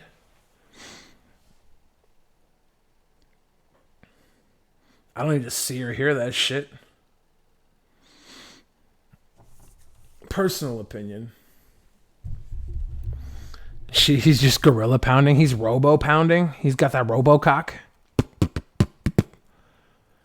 Like I'm coming home from work, right? I'm not really worried about a robot banging my wife. If that's what she wants, whatever. Vaginas are durable. Exactly. What's up, Alex Fitch?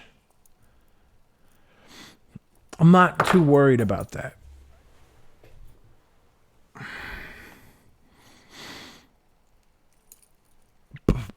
If they make a robot that's better than a male companion, I'm still not worried about that. Because they probably have a female version I could get. Life works for Billy. Exactly. It's the bare necessities, the simple bare necessities. It's the bare necessities of life. I was singing that the other day, and my friend Captain Kirsch started singing it to me in German. It was so cool. I really enjoyed that. Coin operated boy.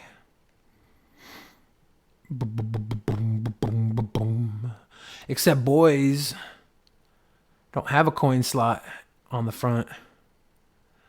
The robots will end up leaving us humans for each other. You think so?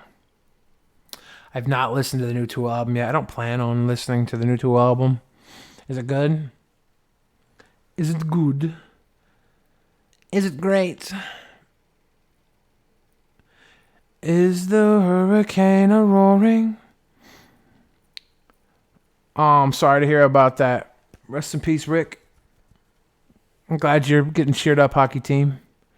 Sing I'm Just a Bill live. I'm just a bill. I'm only a bill. And I'm sitting here on Capitol Hill.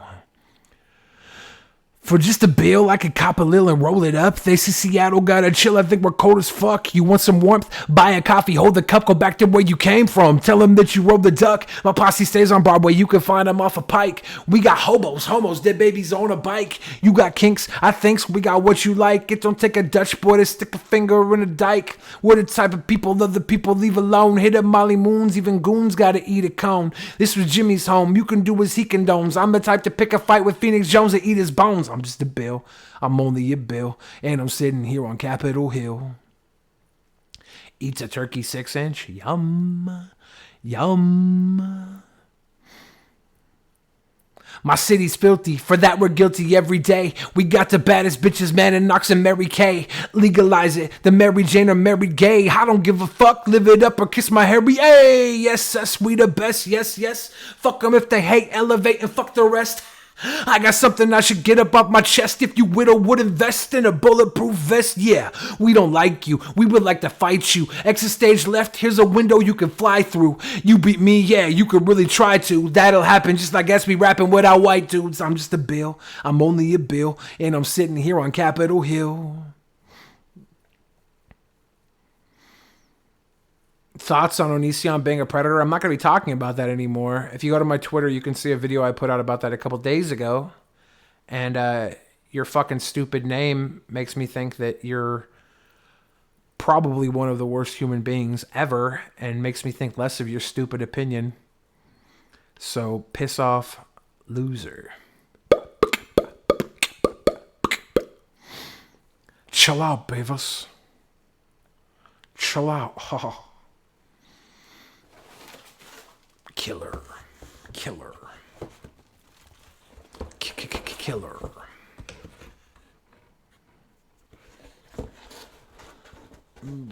I do talk to Leafy still. Proud to be an American, or at least I know I'm free. Eat it. Just eat it, eat it, eat it. No one wanna be defeated. Is Scotty a bitch? Nah. Not at all. Is there pizza? I ate the pizza. It's an empty box now. Kick rocks. Feed you out of an empty box. Young Bill Fridge. Naked, nothing wearing nothing but his socks. Favorite MJ song?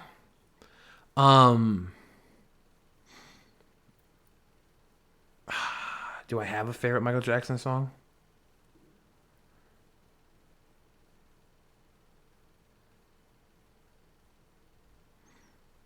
Probably, I'm looking at the man in the mirror, and I'm asking him to change his ways. I really like that one. Where's the best pizza in New York City? I have no idea. You like that Workaholic song? Bless, thank you. Smooth Criminal's very good. Are you okay, Annie? You've been touched by. I like White or Black. If you want to be my baby, it don't matter if you're white or black. No message could have been any clearer.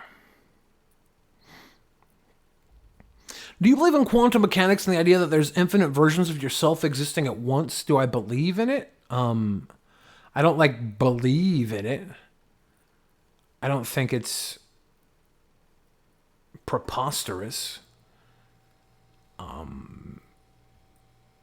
There's simulation theory that we all live in simulations. And if there's multiple simulations running, then if you can have one simulation run, there can be multiple versions. This all could be like, okay, so someone gets Red Dead Redemption 2 and they play the Red Dead Redemption story mode. We could all be the story mode for some snot-nosed little kid in this big MMO, and right now someone's playing Bill Fridge. And they're like, I really like it when he says cuss words. So I'm gonna have my Bill Fridge do cuss words. And there's like a copy of the game all over the world. And other people play Bill Fridge and they're like, oh yeah, I really like it when Bill Fridge shits his pants all the time. And then boom. We're all just video games, some little Sims on some little kid's computer on his iPhone 29,000.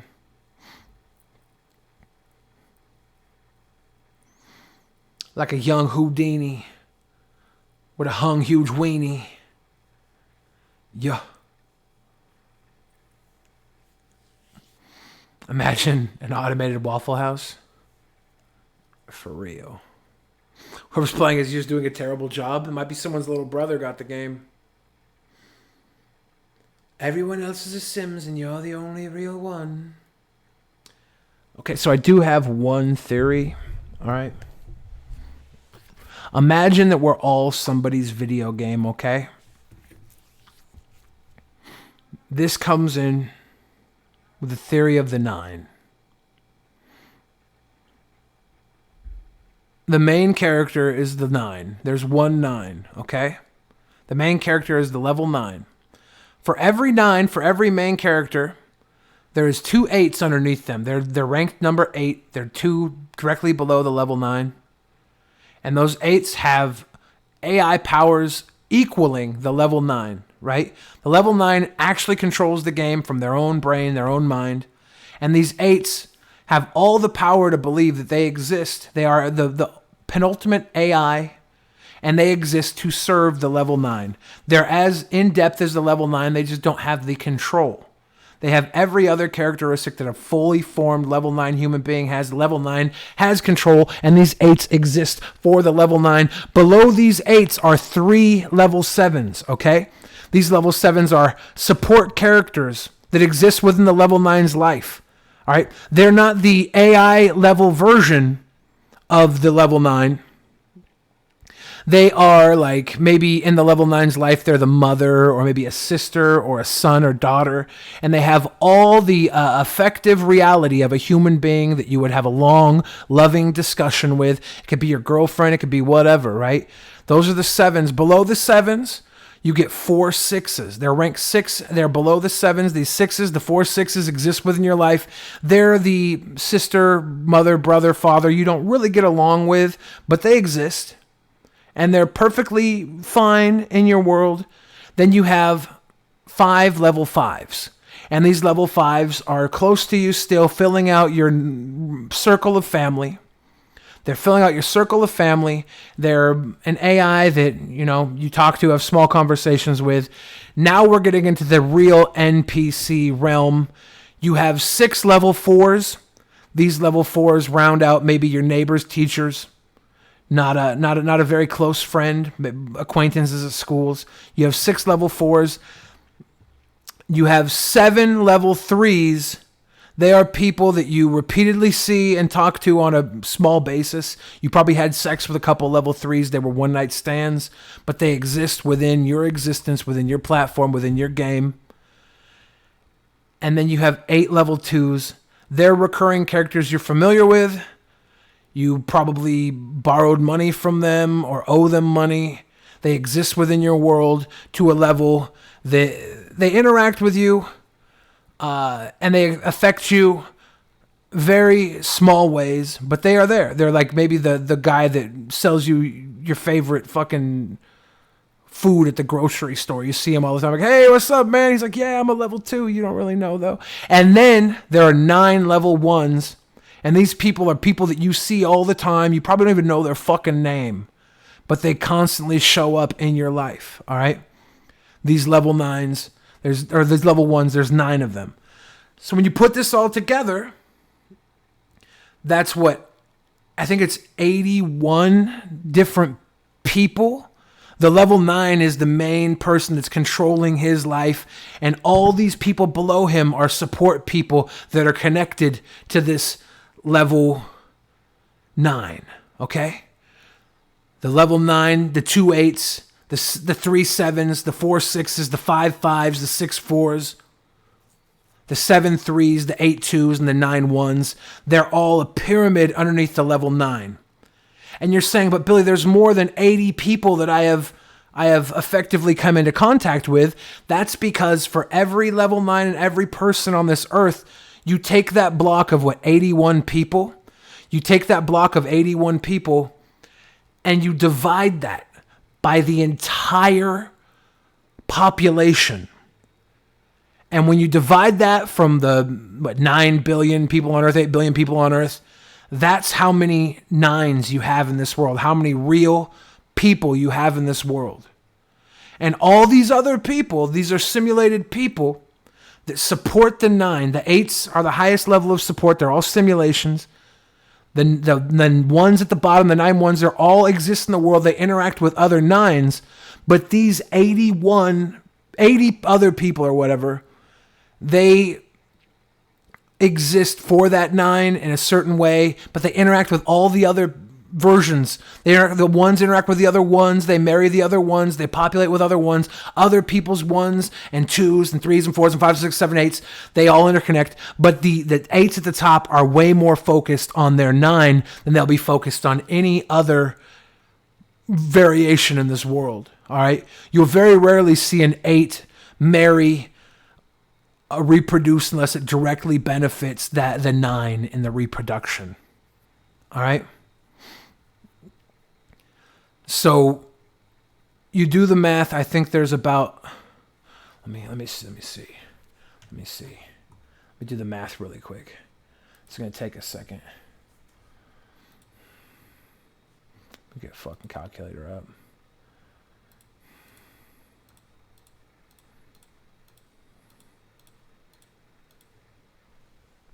Excuse me, I have to clear this. I just burped.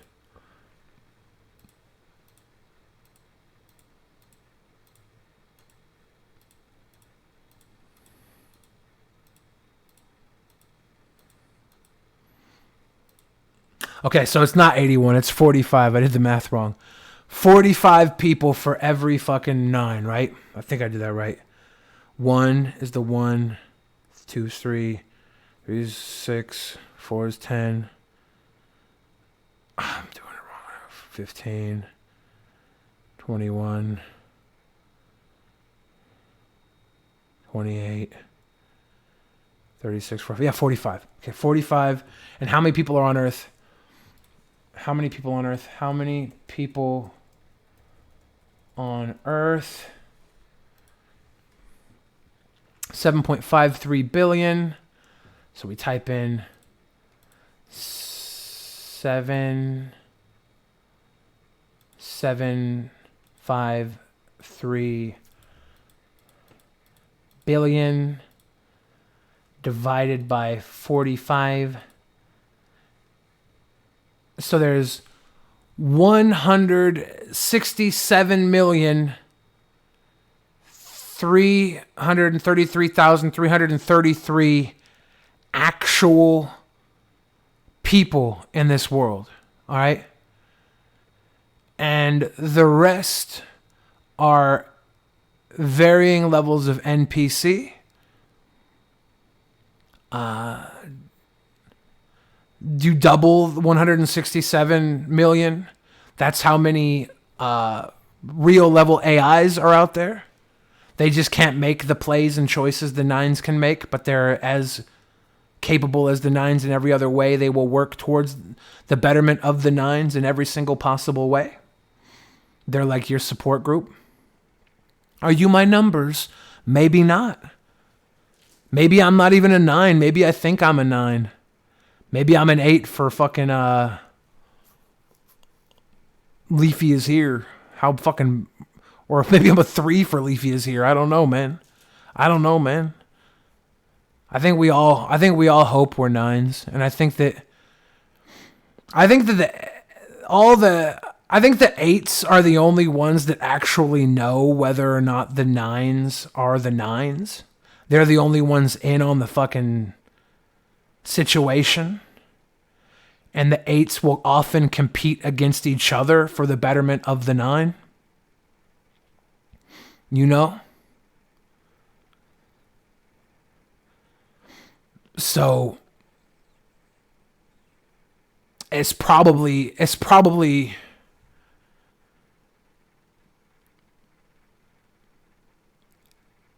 it's interesting. You're an 8. 9 squad. You guys could be 9s that just like to come hang out with me. This isn't helping you sleep. I'm sorry, Octavia. I'm sorry. That's true. This is the most woke thing you've heard all day. I should start a cult based on this. Like, we all could be 9s, but we don't know it. Once you know you're a 9, once you find out you're a 9, which can only really be revealed to you by one of your 8s, because they're the only ones that know, and the 8s are sworn not to reveal it. Like it's not in the 8's coding to reveal it. If you somehow hack the coding to reveal you are a 9, you know what happens? You die. You die. 9s can't know they're 9s. I would never want to know I was a 9. Because you know what happens when you die? You respawn in another one of these simulations. And it's all over again. And your 8s and your 7s and 6s and 5s and 4s and 3, 2, 1s get redistributed. You get re-rolled. You get re-rolled. God forbid you never figure out whether or not you're a 9. Be happy being the 1 in some 9 story. I should write this all down. What's up, Olive Gardens? We're starting a cult, motherfucker! How you doing? We're starting a cult, motherfucker! The traveling 9s. The ever-traveling, ever-living 9s. This is what happens when you ask a question for real. For real.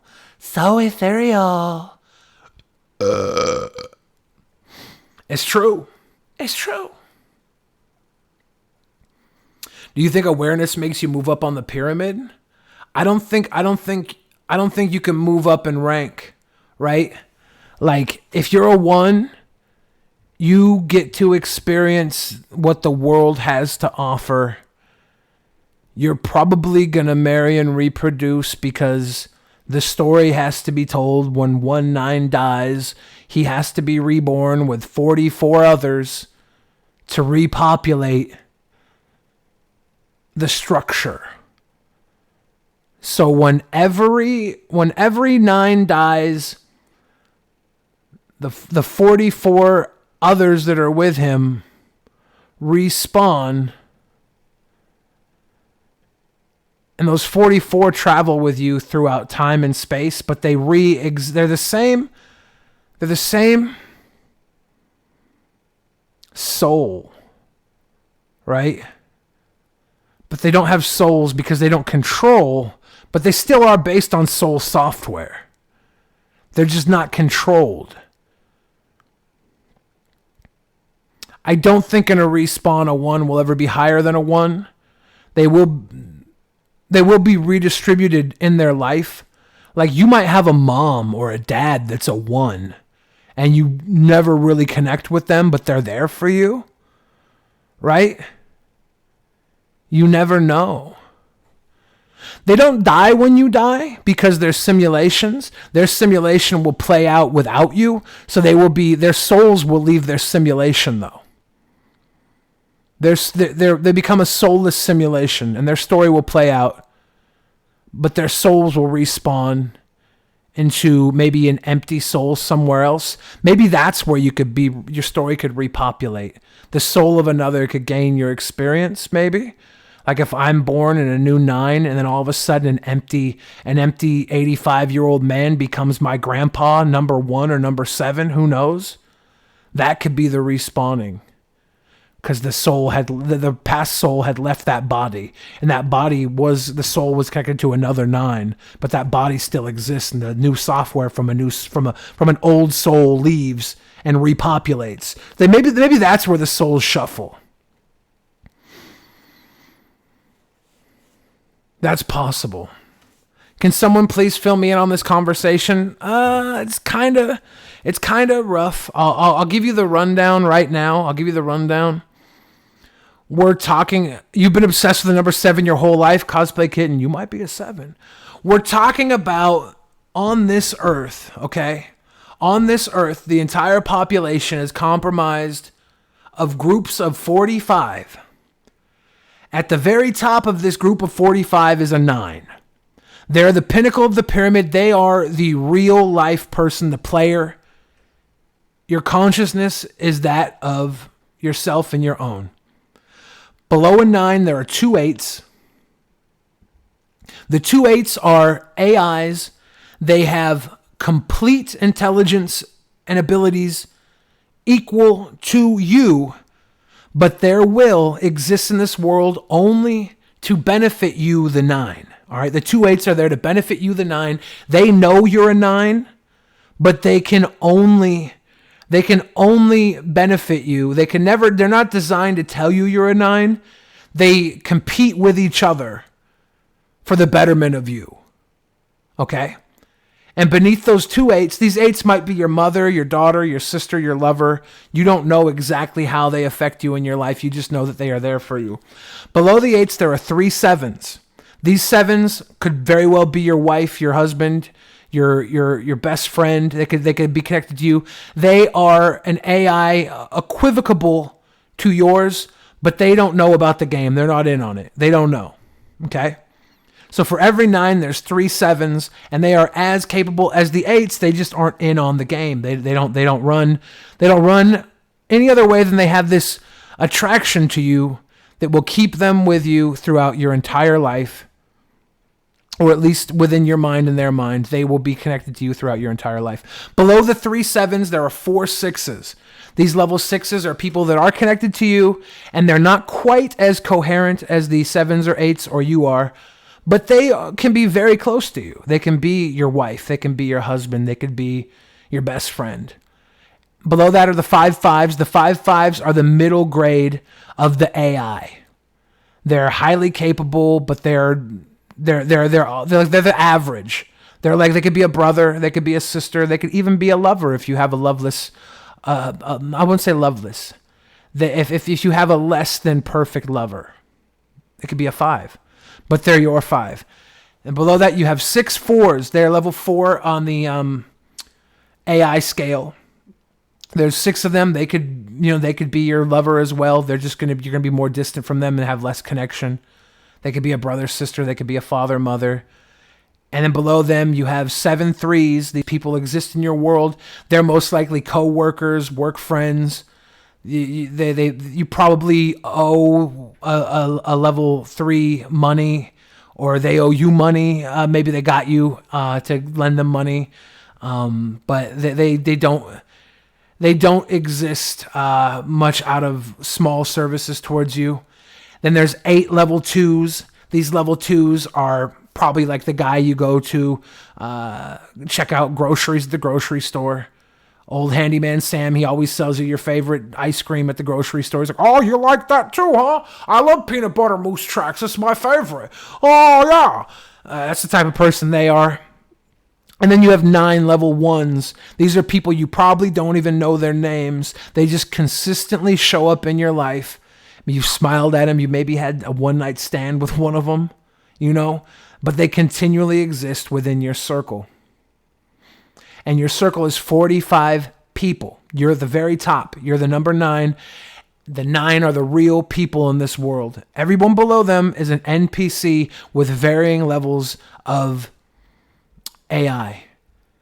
And we're talking there are 167,333,333 actual people in this world. Everyone else is a varying level of support AI. There's twice as many 8s. Those 8s are in on the game. They know. As a level 9, you have no idea you're a level 9. All right? You could be a level 1 and you wouldn't know the difference. The difference is level 9s are favored because they have this entire base of people that exist underneath them. The 8s directly to work for them, knowing that they're trying to better their 9 all the way. The 7s directly connected and loving and supportive, but not aware of the game. And as a 9, if you figure out you're a 9, you die. So you never want to know you're a 9. You just hope you're a 9. You hope you're a 9 because that means the world is literally your oyster. You can interact with other people's 8s, other people's 7s. You can marry somebody else's 7. You might not, you could marry a 9. It could be 2 9s married to each other. You don't know, and you'll never know. You could marry one of your 8s, and that's maybe an ideal situation because the 8 is there to serve you. But the problem with that is you have a second 8 that is there to compete with that 8. And if that 8 knows that you're married to that 8, they might try and seduce you the entire time, and it can get very bad for you because that 8's trying to make your life even better, and they compete with each other, sometimes to the detriment of you.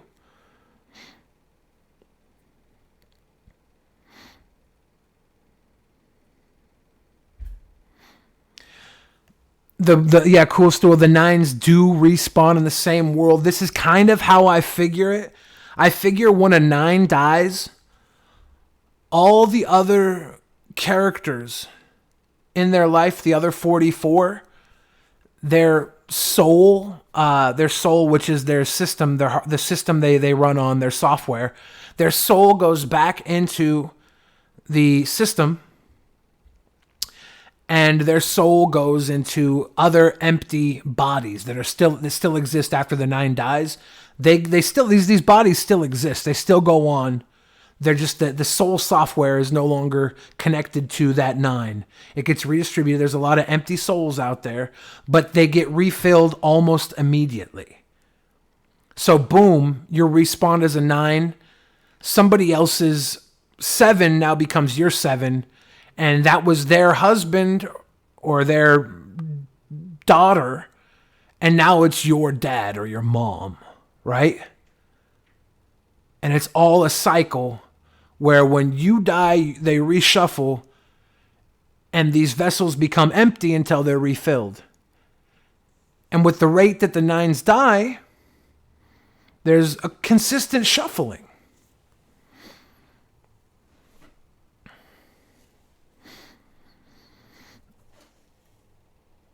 I'm making it into a movie. I'm going to make it into a Bible. I'm going to sell this shit. I'm going to make it into a spiritual book.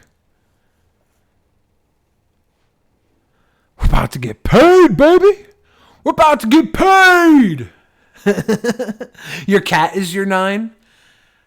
Your K9. I don't think that nines can be animals. That really throws up the numbers. Joe is Billy's 9, but if Joe was my 9, I would be his 8 or 7 or 6 or 5, 4, and Joe wouldn't know. And if I was Joe's 8, I would know I was Joe's 8. And would I be talking about this knowing that Joe could then figure out that he was my 9 and he would die and would reshuffle, the game would be over and we'd have to reshuffle and play a new game? Would I really do that? I would be breaking the fourth wall. If I was an 8, I would be risking that. If Joe and I were both 9s, we would never want to know that. We would never want to know we were 9s. If I learned this from anybody, I would learn it in the fact hoping that I wasn't a 9. Because I know too much. And if I find out I am a 9, game over, motherfucker. Game over. If I don't know who my 8 is. I don't know who my 7 is or my 6. If I'm a 9, I don't know, and I don't want to know. You try and accrue points over the entire duration of your lifetime. And you want the most points possible. If you feel like you've already scored enough points to go up on the leaderboard, then yeah, end your life now before you take points away. If you feel like you're going to fuck up and points are going to be lost, then maybe you want to figure out you're a 9. You don't know. You're my 9. How can someone know? I mean, the 8s know. The 8s all know. Maybe I am someone's 8, and that's why I'm telling you this. Because I'm tired of being an 8 and I'm losing. Maybe I'm losing to the other 8 by so many points that I know I just want to restart the game. So I'm trying to get my 9 to figure it out. Right? The 9s, once the 9s know they're a 9, they're done. Game over. He wants to murder you. What's up, Spirit Mayo? How you doing? I just dropped my phone.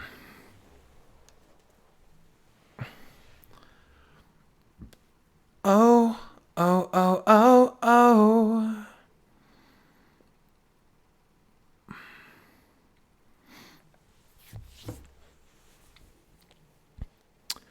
Yeah, Olive Gardens, I'm not talking about rating attractiveness, okay?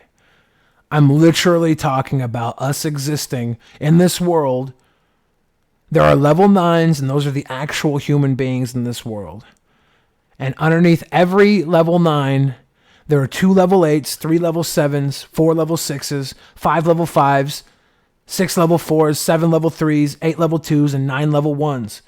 Varying degree of operational AI, NPC, non-playable characters for every one real person. There's 44 NPCs of varying levels beneath every one real person. So with 7.5 billion people on this earth, we have about 167 million real people. What about celebs? Are they just entertainment? Some celebs are 9s, some celebs are 8s, 7s, 6s, 5s. There's celebrities that are 1s. I'm not ignoring you, Leon. I'm going on about a bit here. 13 unknowing 9s watching the stream suddenly drop dead. No, they don't drop dead, Savannah Kirk, because they don't know they're 9s, right? You could know all about the 9s and still not know you were a 9. You could just assume you're a 7 or a 6 or a 5 or a 4 or a 3 or a 2 or a 1. The only ones that know are the 8s. And they're the highest operational level of AI. They're equivocable to the 9. The only difference is they don't have free will. Their will is to serve the 9. But they know more about the game than the 9 does. The 9 has no idea, or should have no idea.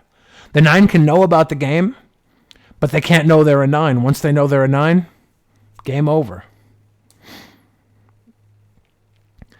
It's an existential pyramid scheme, yes. It's a pyramid scheme that you can't possibly buy into. You just have to believe. This is the enlightenment of the 9s. Because once you know the 9s exist, you can kind of guess who your 9 is, and you can better serve your 9 to get more points for your group. That's how I'm going to sell this religion. That's how I'm going to sell this religion. You're talking a movie idea. I'm talking the new Scientology. Serve your 9s. You want to be your own boss, babe? You want to be your own 9? I mean, you might be a 9. You're probably more like somebody's 6. I'm just kidding. The God aspect is the real one. The 9's consciousness is what drives the world around them. Yeah. The 9's consciousness drives the world around them. The 9s are the apex of consciousness. They are the only real consciousness. They're effectively the gods. They're the living gods. The 8s are serving angels. The 8s are AI serving angels. They're there to serve the gods. But they are there of service, and they compete with each other. The 8s are like the angel and the devil on the shoulder, telling the 9 what to do. The 7s are of service below the 9s.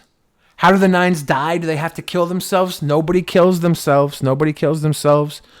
9s die like anybody dies. Okay? It's just once the 9 figures out they're a 9, their time comes. They get hit by a bus. They have a heart attack. Somebody murders them. Maybe their 8 murders them. Maybe the losing 8 has to murder them as punishment. They have to murder the person they've been programmed to love. Like, we don't know exactly how that works. And there's no one way that the 9s die. They just die. We needed a new name for our cult. Yeah, what's a name for our cult? Numericism? What's up, Jack Shit? Are there any multi-numbers? There's the 9. The power of the 9.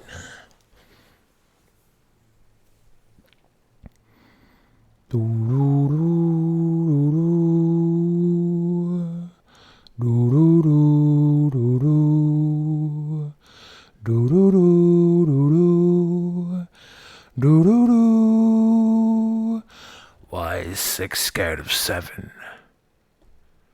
Because 7, 8, 9. Ah, hell yeah, Jack Shit, glad you came in. You have to yell it like in German 9. 9! 9!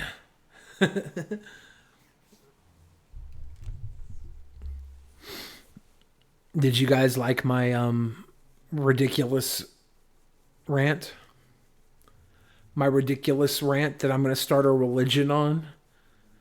I wonder if I wrote the book, if I wrote the Bible of the Nine, how long it would take to catch on.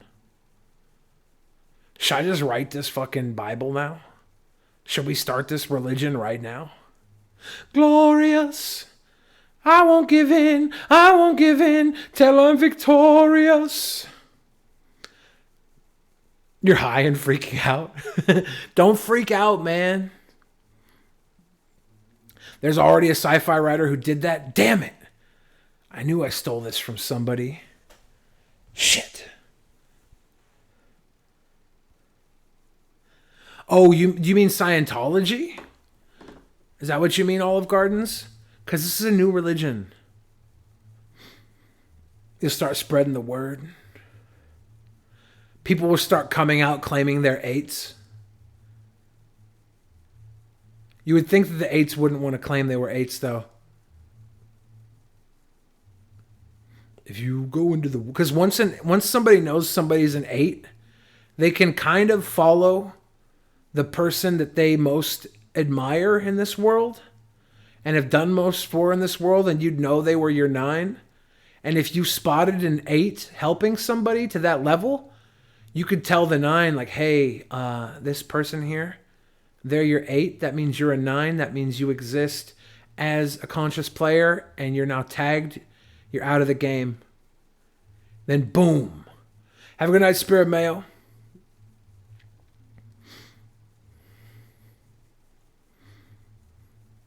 You need to go into the woods wearing cloaks to initiate this religion. That sounds like archaic religion. This is a new religion. Did you come up with this all yourself? For the most part. Which number would you least want to be? I think if you were an 8, you would have a lot of responsibility, right? And you'd be competing with the other 8. It probably is actually the most competitive position to be in this game. But you don't have consciousness, right? You're an AI serving the 9.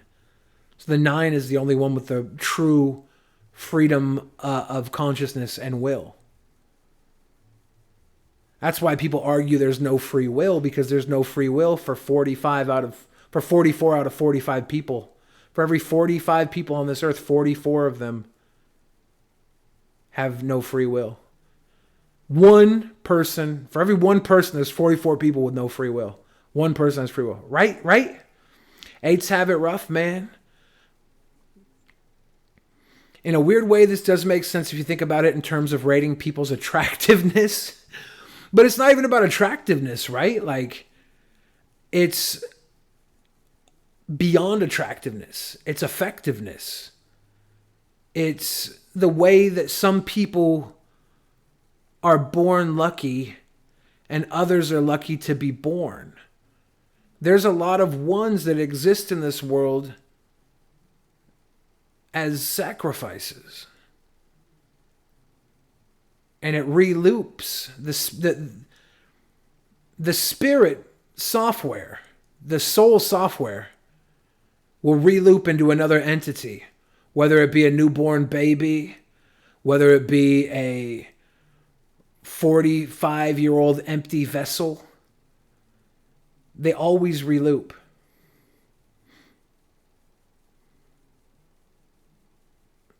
What's up, Naomi? You just kind of stumbled upon a direct existential theory for consciousness and consciousness in this world. This theory says there's 167 million conscious people out of the 7.5 billion human beings on Earth. The 1 in 45 people has a consciousness, a free will. The rest have varying levels of artificial intelligence that are directly connected and garner points through a system underneath that 9. They're basically your team. Makes more sense than Christianity already? Exactly. Thinking about birthing a cult. Seven is probably the highest level of happiness outside of a 9. A 9 is always going to be just born lucky because they have all the 45 below them in some way serve them. The 44 below them. The very bottom level, the ones below them, the 9 ones, serve them in a very little way throughout their entire gameplay, their lifespan. But the 7s have no idea the game is being played, but they have every ability to believe they're a 9 that a 9 has. Some very hopeful 6s might think they're 9s. There are three 7s, and they have all the consciousness. Well, not conscious. They have all the intelligence. Their AI is effectively as intelligent and capable as the 8s and the 9s. They just don't have the people under them working for them like the 9s do. But effectively, they're still on the same team. So they work for them in a way that betters the 9. So they have the favor of the 44. They have the favor of the 44 because the 44 is all working towards their leader, the 9. And they're all working towards the leader, but they have the affectionate connection to the 9 and the world around them that makes them just as capable, valuable human beings as the 9s and the 8s. It's just they're not aware of the game like the 8s are, and they don't have the complete devotion and control that the 9s have. If I'm a 9, I don't want to know it, because the second I know it, game over. The cruelest thing in the world would be to tell somebody they're a 9.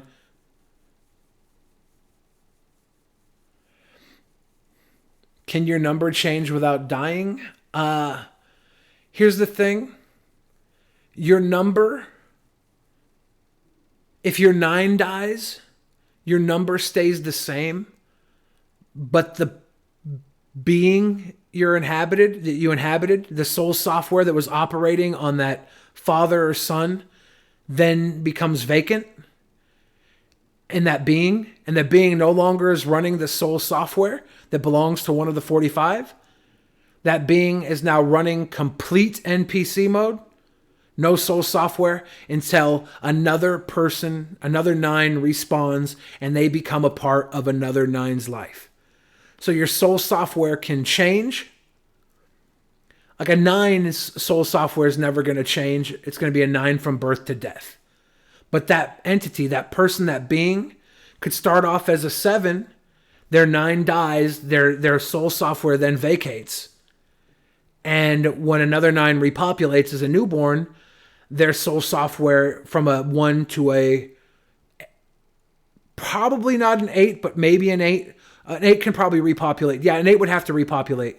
Yeah. So the 1 through the 8 would then repopulate in that being, and it would reboot a new soul software based on the other 44.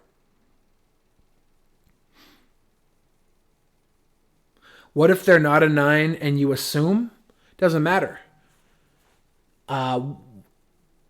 If you are not a 9 and you assume someone's a 9, they're not a 9, so you're wrong.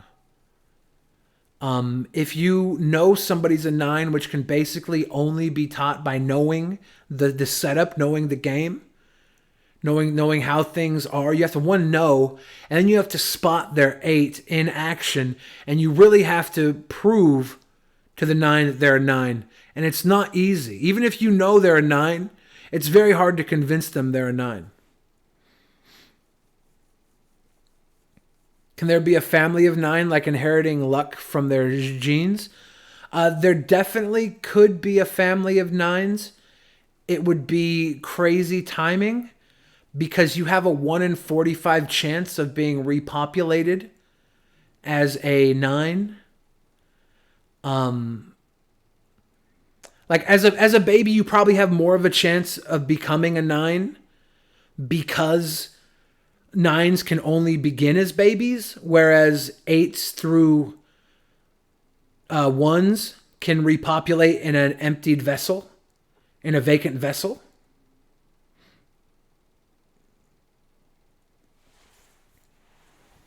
There are no zeros. Zeros would effectively be the vacant vessels, which are soon repopulated based on the reroll of the nines, the connected, the other 44 in a nine's life when the nine dies. There's a small period where the nine exists in the consciousness realm before they're repopulated. What are signs you've started over? I mean, you're never going to know you started over, right? The soul software would only reboot and give the eights the epiphany. If an eight gets rebooted into a new vessel, a new entity vessel, an eight could be born as a baby. Like you could have a baby born right when you're a certain time, and this baby becomes a part of your life. And this baby, the entire time it's in the womb, is there to serve you. It could be why your wife's baby never kicks, never stresses your wife out, or the baby in your belly never stresses you out.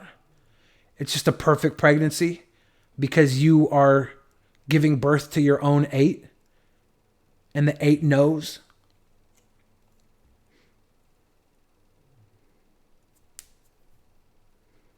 If you didn't start as a baby, the only way you're going to know what you are in this game is if you're an eight. There's 330,000 eights, or 330 million eights in this world, and it would effectively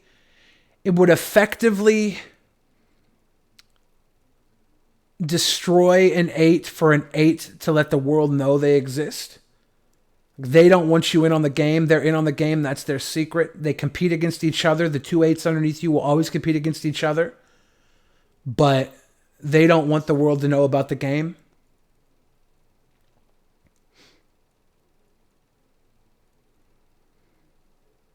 Can all of a nine's supporters die and they be left alone? The nine will never be left alone, but their supporters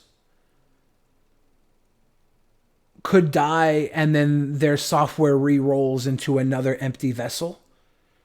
There's consistently... I might have been off on the numbers, because if vessels can re-roll, the math might be a little more complicated. Yeah, an 8 could be reshuffled. This dead matter we talking about? Like, what do you mean by dead matter? Like, effectively, everybody on this earth is got data uploaded to their brain. Other than the 167 actual conscious human beings that are born to death as nines.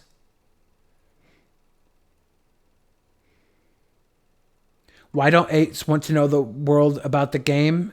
Because the eights are the only ones that know about the game. They play the game to better their nine, to make their nine achieve the most in this world. So they serve under the 9, and for the world to know the game exists, it's going to give unfair advantages to those around. You can't really keep a secret. If an 8 tells the 7s that they're in on the game, the 7s have no real knowledge of how the game works. It might fry their software, their hardware might fry, because that knowledge then takes them out of this existence where they exist in the real world. And they're now a part of a game, and it's like they have questioned their own sanity. They might not be fully capable of accepting that information.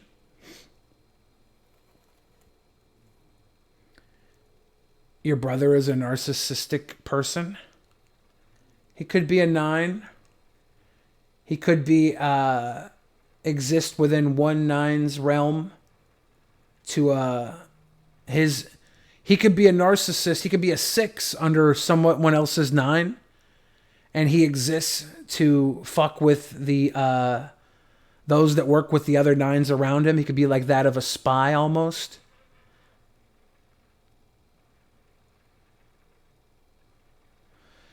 Yeah.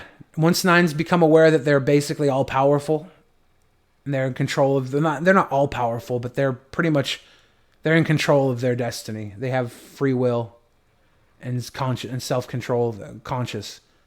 Everyone else in their circle are working for them. It would become unfair. The game is then broken, right? So it has to they have to respawn.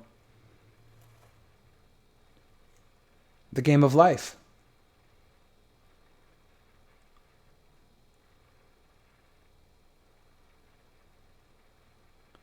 Why is a 2 talking about 9s? I mean, if I'm a 2, then effectively the 9s will never be that close to me, right? So if I'm a 2 and I'm talking about the 9s and I just happen to know, then I'm the safest to talking about this. Because 9s will probably very rarely interact with a 2. If I'm a 2, a 9's probably not watching this right now. If I'm a 9, there's probably 6 or 7 9s watching. Because you connect. What's 9s and 8s? This is an SJW game that went woke. No, this is okay. This is not a game. This is our existence on this earth. Our programming. Roughly 167 million people on this earth. My math could be off. 167 million people on this earth are real human consciousnesses with free will and control. We're almost like gods because underneath us there are 2 8s that are, and they're AI characters below us with all the capabilities of us, and they have knowledge of the game being played. And these 2 8s, their service in this world is the betterment of the 9. And they know the game exists. They know who their 9 is. They know they're here to better the life of the 9. And they compete with each other to do so. They get whichever 8 is in the lead at the end gets like whatever the equivalent of points is. They get the MVP award, right? For the game of the 9. Below the 2 8s, there are 3 7s. They have the exact capability AI of the 9 and the 8s. They just have no idea the game exists. And they are pretty much only here to be the closest partners and friends of the 9. But they have the full AI capability of a 9 without the consciousness control, the free will. And they don't have the knowledge of the game like the 8s do.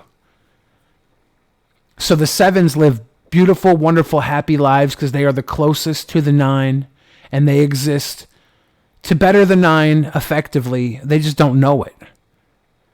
They're just enjoying the world the 9 has built and created with the help of the 8s. And they're helping out in their own way subconsciously. Underneath the 3 7s or 4 6s, they have a very respectable AI. They're quite possibly your mother, your father, your sister, your brother, even your lover, your wife, your husband, your spouse. Below the 4 6s, they're the mid-grade level of AI.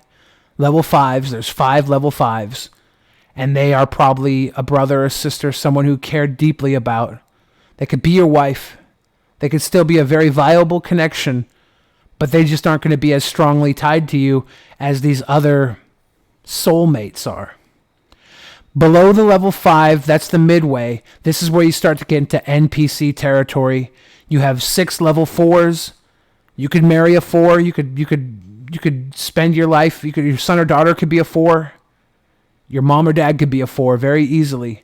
They're just not as fully connected and capable of being in your life as these 7s or 6s are. You're going to have 7 level 3s. These level 3s are coworker friends, school friends, high school friends, very lovable, fun people. They're not guaranteed. They could be your mom or dad. They could be your wife. Your mom or dad could be a level 1. You have 8 level 2s. These are people who you see on a very regular basis. You're talking about the guy that sells you your weed. Could be a level 2. And you see him all the time. You love talking with him. You love getting the weed. Boom, he's gone out of your life till you need more weed. And then you have 9 level 1s that are all connected to you. They're all part of your game plan. And you probably don't even know their name, but you know their face. They're around all the time. You see them around. You've probably had a one-night stand with a level 1. They exist.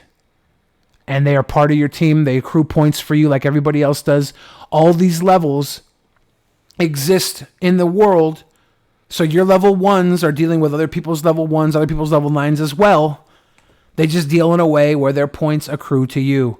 And when you die as a 9, the consciousness of all the levels below you go blank within their vessel, their life vessel, and they respawn in other empty vessels. 8s will always be 8s. But the thing is, an 8 can regain consciousness in another body because the 8s are not going to die or respawn the same time the 9s are. So when an 8 gets into a new vessel, and the 8s will always be 8s, the 1s will always be 1s, but the 1s, they reshuffle and correlate with their 9s in different ways. It's really a statistic numbers game of how they're redistributed.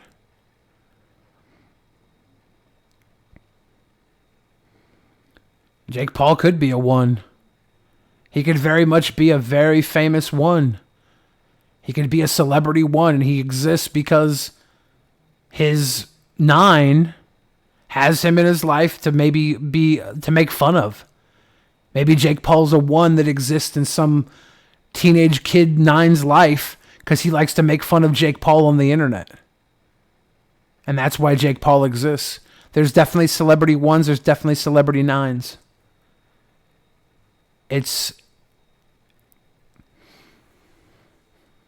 If a couple of 9s are good friends, their 8s will work together, yeah.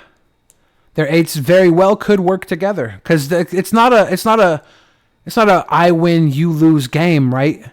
You don't get points because you beat somebody. You get points because of how well the game is played.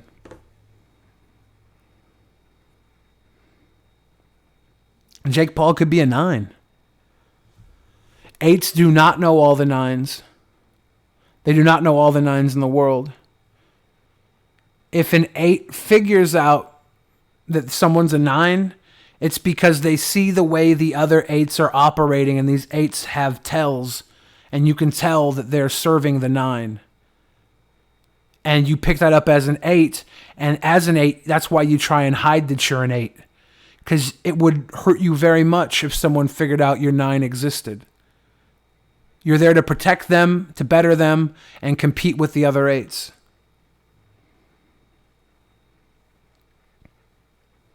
An 8 does not choose its 9. An 8, this is the thing, when a 9 dies, the 8s will respawn in that 9's life through empty vessels.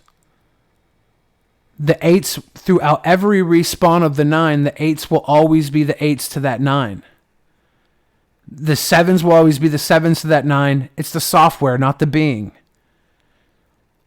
From 9, when the 9 respawns, all the 8, 7, 6, 5, 4s, 3s, 2s, and 1s empty their vessel. Their software vacates the vessel, and it redistributes into empty vessels to better serve the 9 that is now reborn. How do you become a Grand Wizard of the Church of 9? I don't know yet. I haven't figured out a way to sell this yet. I have to figure out a way to maybe make a Bible and start pushing it. Like, you can never know you're a 9. So the Bible, the very first call, like the very first commandment needs to be, if I'm a 9, may I never know type of thing. What's a poetic way? Like, may the 9s never know. May you never know you're 9. Maybe. If someone's terribly lucky and the world seems to work for them with great ease, they're probably a 9. And if you feel like you've had a whole lot of adversity in this world, you still could be a 9. That adversity could have just been honing you more points, getting you more points. having a life that's easy from cradle to grave is not a lot of points. And the more points you get, the more likely you are to respawn with favor into a better game. Your TV needs better audio? Oh no.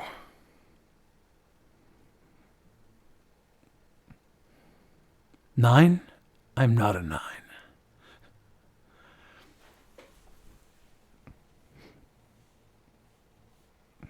Is that why everything's this goddamn hard? If you're a 9, it could also be hard because you're a 1 and you don't know exactly who your 9 is. You're so far from your 9 that you don't have that connection. As a 1, you may be so far from your 9 that your life only gets good in the rare moments that you're near your 9. And everything else has been a struggle, but every once in a while, you're within the vicinity of your 9, connected in a way, or connected to an 8 or a 7 or a 6, or you've connected with more of your 1s that are within your team, and things get a little easier. What's up, Blue Firefly? How you doing? Knights of the 9. 9 in German means no. 9. 9. May I never know. 9. Poor 1s. Not necessarily poor 1s, right? Some people do live in this world through suffering, but through suffering comes great existence. And maybe a 1 that suffers so bad in this game will be given favor the next time around.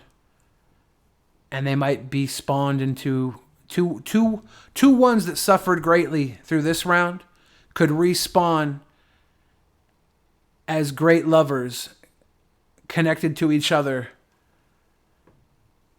to exist as 1s in a very happier place. Is this a scary story? This is suffering does suck, but suffering exists for good reason. You get more points. You get more points when you suffer through. A lot of 1s suffer, so their 9 gets more points. There are famous ones. Look at Emilio Estevez. Damn.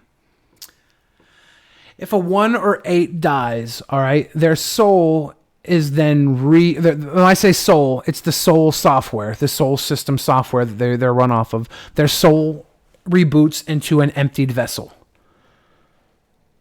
They still serve the 9 as they would. The game revolves around the 9.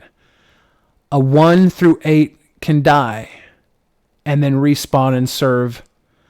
Like you could have your dad was your 8 and your dad was serving you your whole life and your dad was there for you and your dad dies and you're heartbroken because they meant so much to you and you didn't know because you're a 9. You didn't realize how much that 8 really meant to you.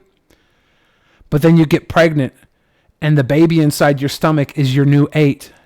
And for 9 months you have the easiest pregnancy and everything is so calm because that baby's bio fucking mesh with you is so calming and chill, and you have the best pregnancy ever, and boom, you give birth to your 8, and your little baby is there, the best little baby that brings you so much joy and happiness, and it grows up to be your kid, and this fucking kid knows that it's taking care of you this entire time, and you have no idea.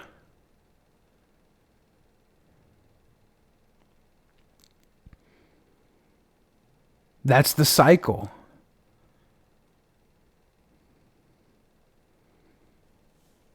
And then you switch numbers. And your baby vacates and your baby may no longer be an 8 because the software that ran the 8 is now out and the body's vacated. And maybe your baby gets replaced by a consciousness of a 1 or a 7. And it fulfills some other 9's circle of 45.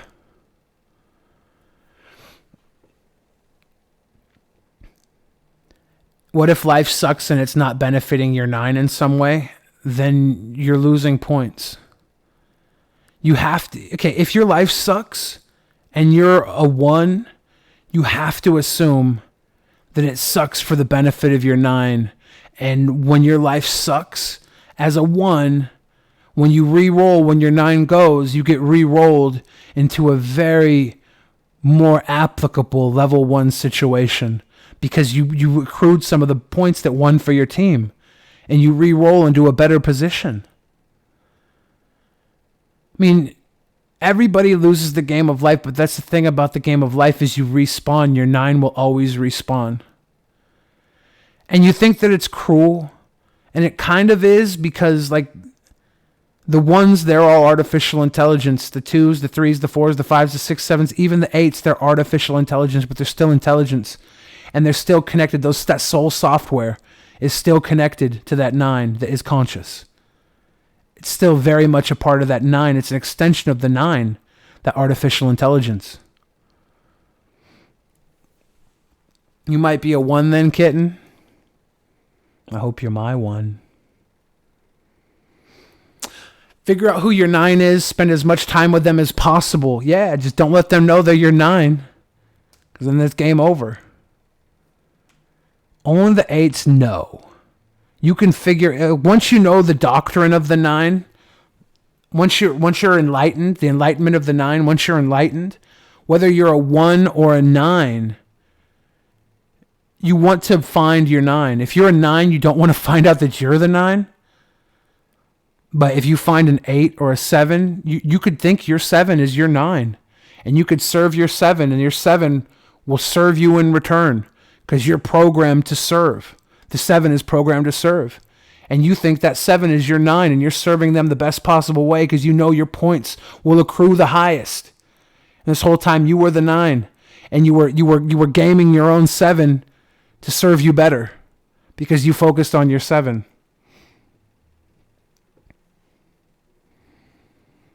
You're going to be that AI that has a soul and falls in love, though. That's perfectly capable. Every AI runs on soul software. You are effectively, as a 9, with your free will and your consciousness, you have 44 effective soulmates of varying degrees from 8 down to 1. And you could potentially thoroughly love any of them. But their capability to love in return is going to be diminished. You could marry one of your 1s and live a happy life with them, but they're not going to serve you as deeply and truly as the others around you.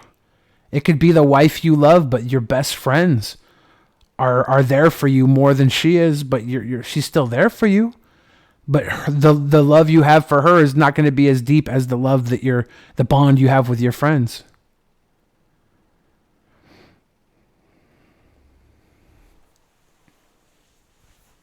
I look like a rock star.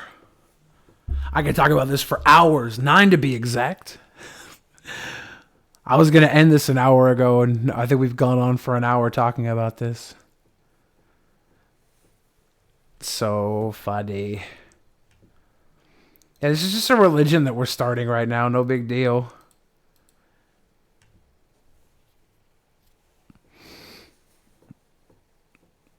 And now the combo reverts back to loving an AI and Magic 8 Balls. Exactly. Keep streaming. I've been going for 3 hours. I gotta go night-night soon. I gotta go night-night. I gotta go night-night. Soon. I go soon. Whoa, here she comes. Watch out, boy, she'll chew you up. Whoa, here she comes. She's a man-eater. She's a man-eater.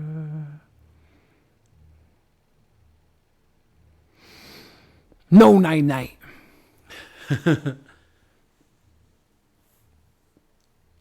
It's 1 a.m., but you'll stay up with me?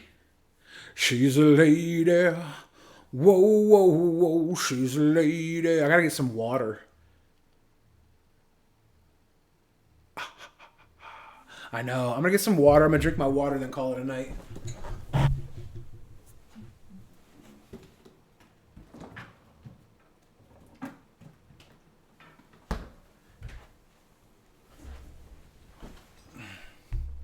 feminine.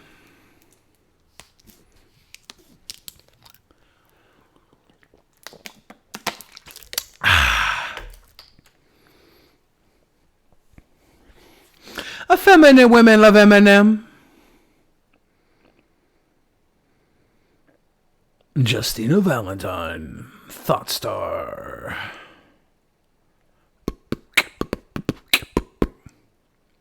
Thought in plain sight.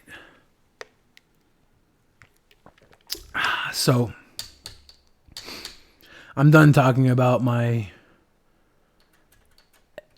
religion that I should very much make into a book and sell. Write it as a Bible. No. You have any more questions? Any more questions?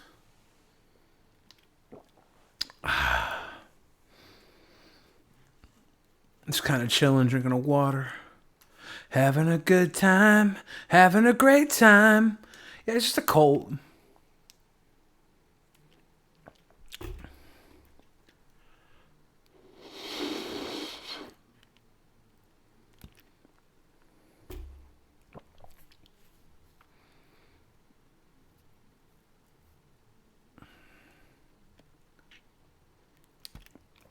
That wizard robe, is there a motherboard?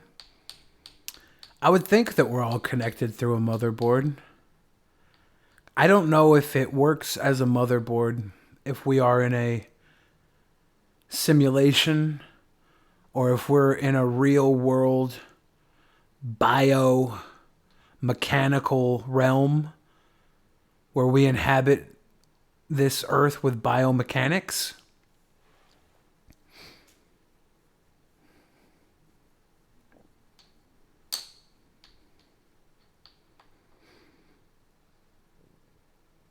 Like, what if we are biomechanics and a baby is made from the initial cell, when the semen meets the egg as part of the biomechanics to reproduce, and the machine is built in the body. The female body is capable of building that machine within itself. We're designed by biomechanics to reproduce, and the consciousness is delivered through airwaves that have always existed. The moon is an actual satellite that delivers. The moon is the hub that delivers our information to the Earth on a lunar cycle. It holds all the information. I do have the donut still. Are we just Sims or an alien TV show? We don't know, man. We don't know.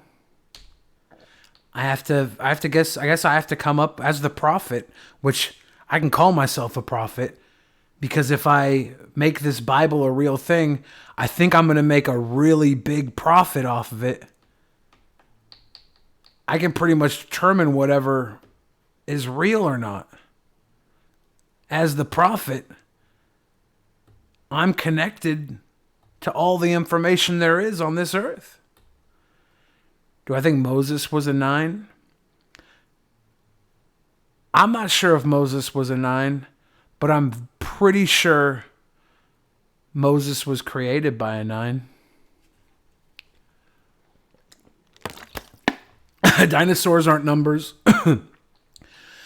They may exist on their own platform, their own gaming platform.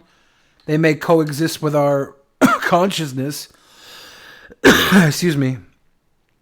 But I don't believe their software is designed the same way as ours is. Bunny rabbits could have their own software. It could, our game could be as intricate as a Grand Theft Auto 5, whereas a bunny's game is as basic as Pong or maybe a Tetris. And the bunnies reproduce and fucking get pet, and you're like, hell yeah, I love this game. I gotta fuck as a bunny and go get pet by things and go eat carrots. I love this game. Dinosaurs became obsolete because they realized No matter how gigantic and vicious these were, they just didn't have the depth of the human game, the game of life. You had a gigapet once? Yeah. Maybe bunnies and cows are all our gigapets. We don't know, man. We don't know, man. Maybe there's a cow simulator that just builds cows so people could have cheeseburgers. Stephen Hawking was a very bad possessed demon. Maybe Stephen Hawking was an 8 that was punished.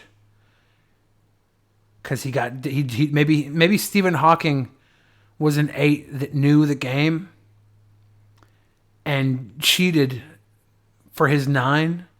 And in turn, the game was like, oh yeah? Yeah, we know you're an 8. We know you're fully capable and aware. But here's what we're going to do. We're going to take away all your motor skills.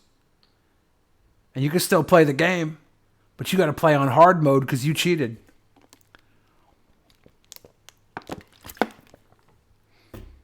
Do it.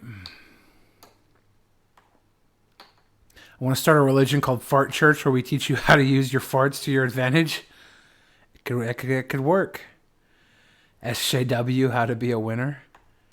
It's not about social justice. This is about the hierarchy of existence. All the 9s are effectively gods. And whether you're a 1 or an 8, the closer you get to your 9, the better your life is. The more you serve your 9, the better. 1s are not going to be distributed very closely. They're just not.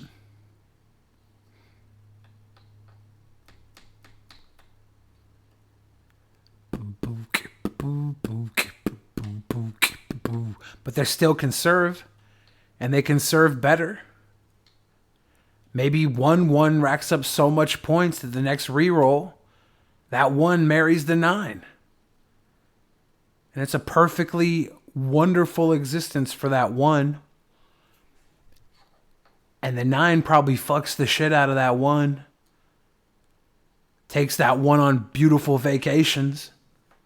But that 1 doesn't really serve the 9 in that relationship as deeply as the 8 is that's his co-worker or collaborator or son or mother.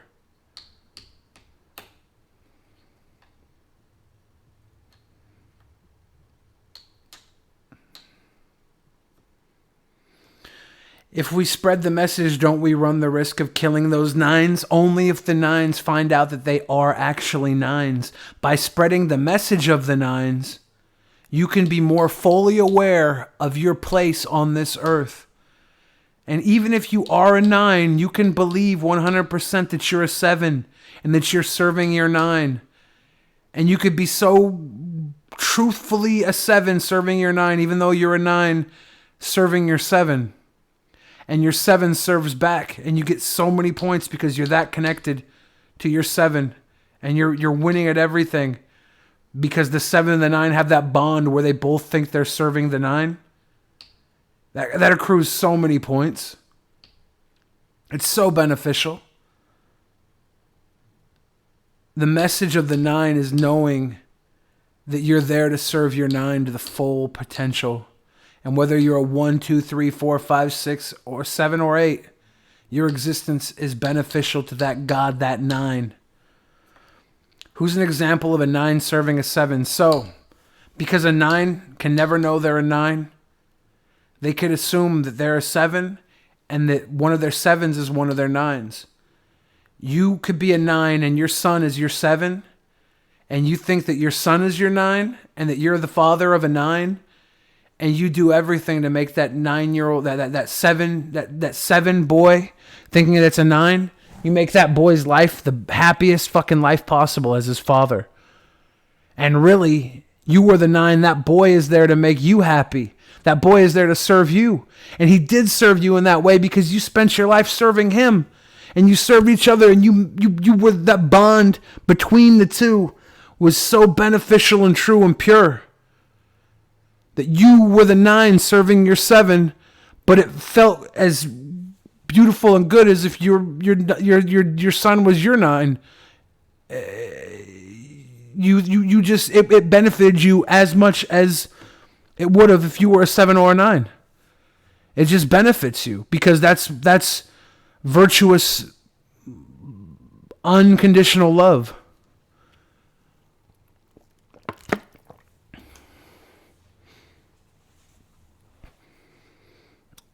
For the better of the 9, had him bring him a bag of weed, and so a 9 served a 7. You don't know, man. You don't know. All you have to do is follow the signs that you're following your 9s. And even if it's not your 9, it's someone else's 9, you just have to have faith that you could be serving a 1. You're probably not going to be. Because there's just certain characteristics that you're serving probably a 7 or an 8 or a 9. But the closer you are to your 9, the more it's going to feel right and divine. Humans are special because we cook. It's true. Colts in the motions.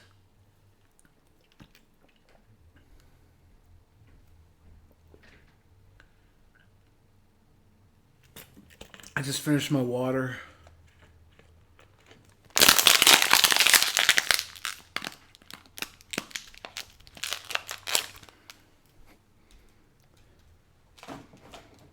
Skeptical Contrarian. An hour of judging people based on numbers. First down vote for the fridge. Move the hell on. We're not judging people based on numbers. We're literally breaking people down based on artificial intelligence rank within the existence of the 9s. Okay? We're creating a religion here.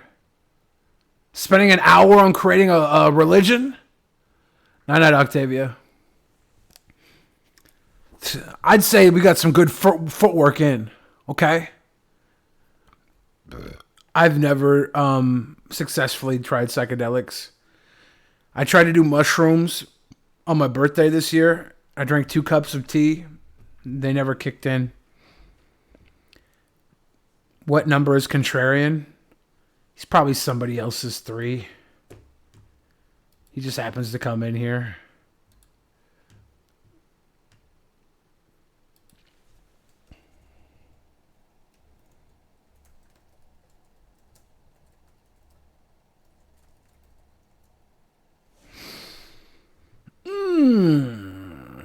Is there an autopilot mode? Well, okay. So, a 9 will always be conscious from birth to death.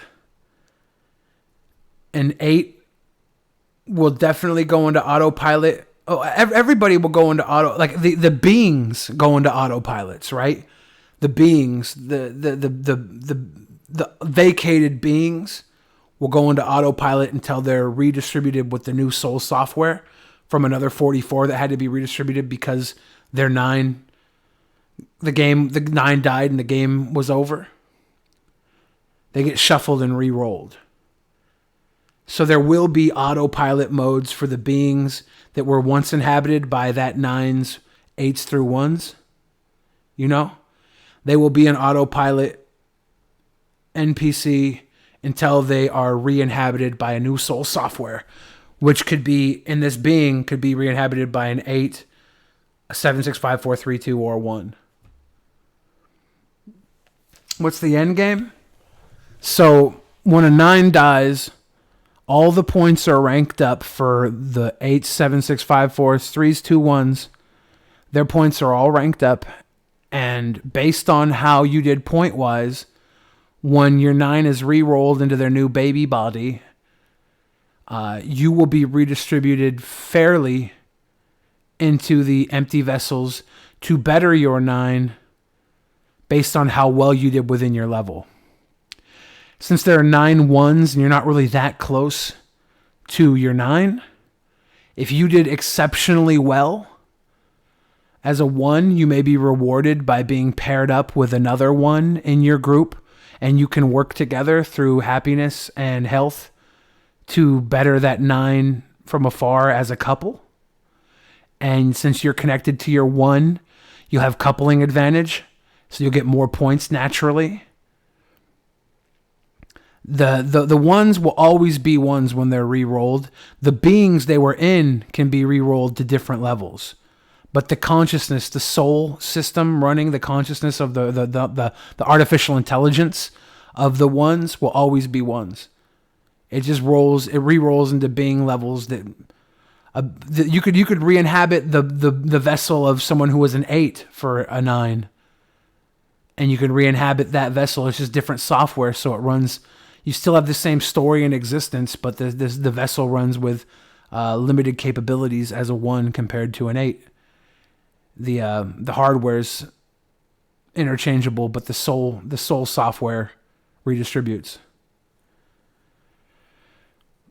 How many genders can a 1 and a 9 be? You never really know. You can have a gender of someone who has spent many generations as a male on their software, and they go into a female's body, and the old software that runs isn't capable of running as a female 100%, because you're not used to running as a female. If you have 6, 7, 8 spawns in a row as a male, when you next female spawn, you're going to be used to running as a male. It's very tricky. It's very tricky. That's why some people will go transgender and then turn back because they've been respawned.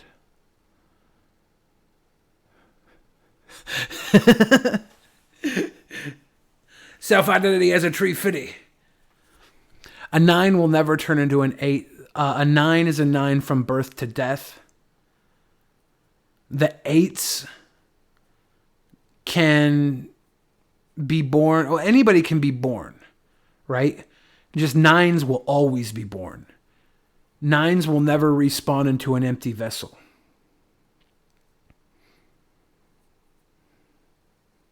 What's crazy is when you have a conjoined twin and one of the twins is a 9 and the other twin is an 8, or even worse, the other twin is a 1 or a 2. It gets very strange at that point. Is there such thing as a hateful 8? The 8s get to play the games however they want.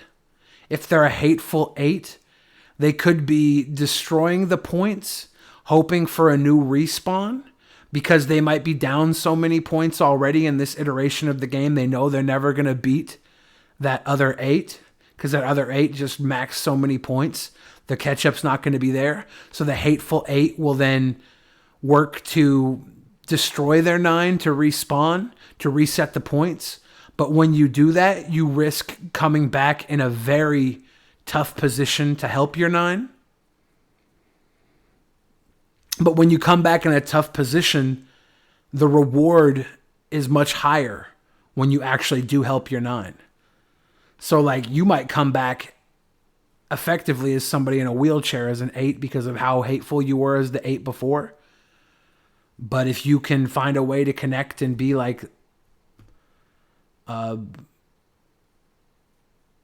with all your handicaps, if you can still find a way to rank the points during the next iteration, you can come back in a much stronger connection. You will be the numberless. You will be the numberless. We are the numberless. We are waiting for redistribution. We are the numberless. We will be redistributed. Redistribute me as an 8. Go AWOL.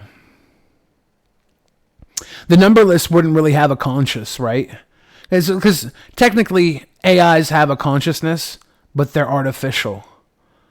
The consciousness of a 9 gives them the free will to think and control the world around them. They just don't know they're a 9, so they don't realize they're controlling the existence around them. They're being championed by these people underneath them. Make me a 9. The sad thing about 9s is you can't become a 9, right? You're either a 9 or you're not. And you're going to be a 9 in every iteration, every respawn. The numberless are NPC.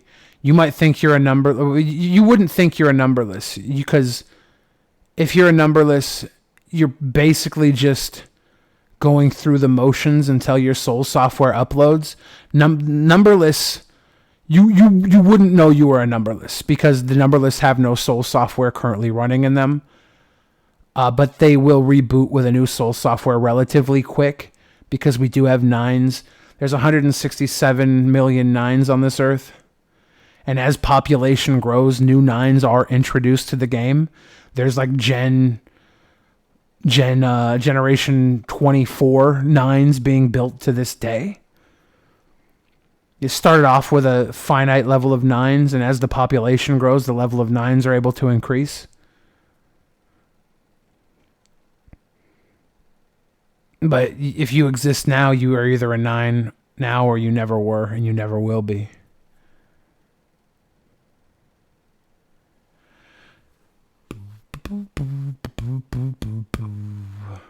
What if your 8 is watching? Do you want to say anything to them? Assuming I'm a 9, which I would never want to know. If you're my 8 and you're out there, just keep up the good work. I appreciate you. Please, never let me know you exist. I'm enjoying this version of the game.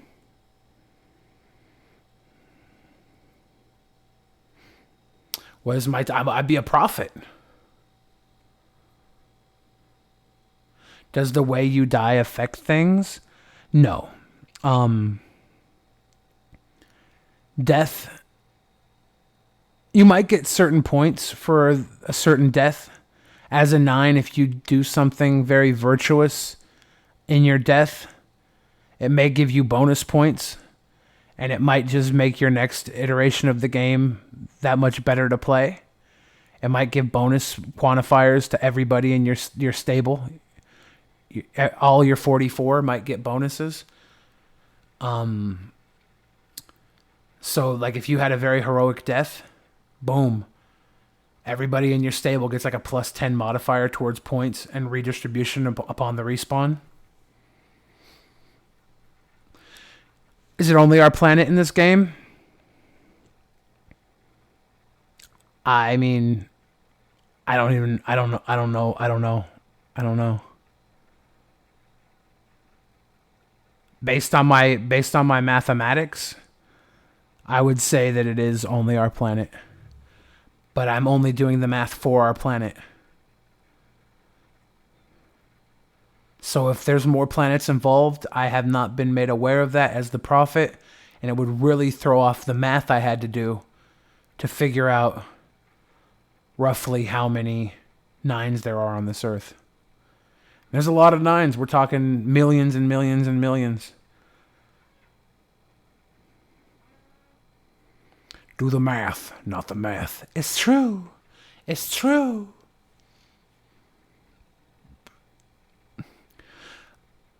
How great would it be to have a new religion created now?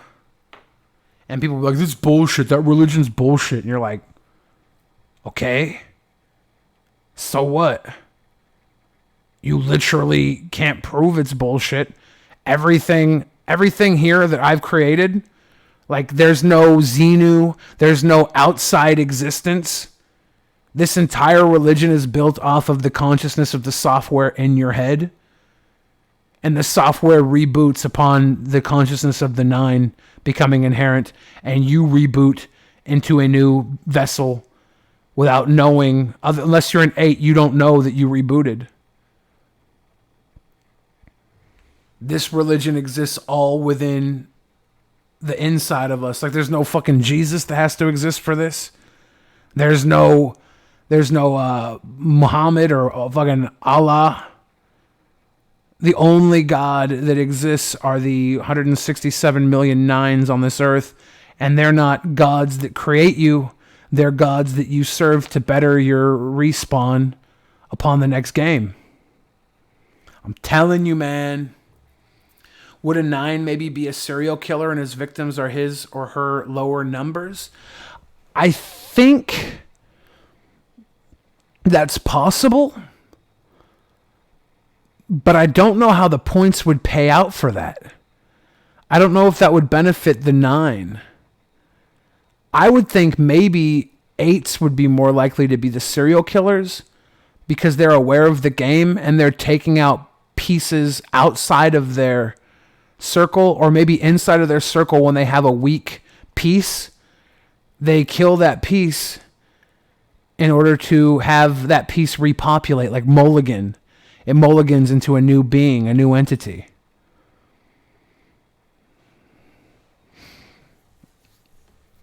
You are the god. I could be. I don't want to know that, though. I don't want to know. The only god that exists is the Super Saiyan god. Well, no, if the 9s are all conscious, free will entities that aren't artificial, that would make them effectively the god of their 44. Like, if there are 167 million gods on this earth, and their 44 disciples are populating this earth, it just makes them one of the millions of gods.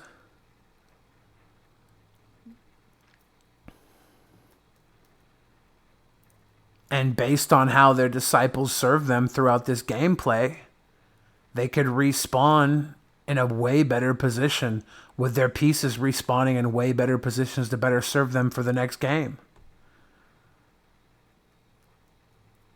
And the game's constantly running on this earth with 167 avatars or gods, whatever you want to call them. The wills, the free wills. The free ones, the wills, the 9s. An orgy with your entire 44 would be legit. Man, that shit would be fire. But the problem is, here's the problem. There's a hell of a good chance that there's your closest family members are within your 44. Like, it's not guaranteed that they're your 44 or your family members.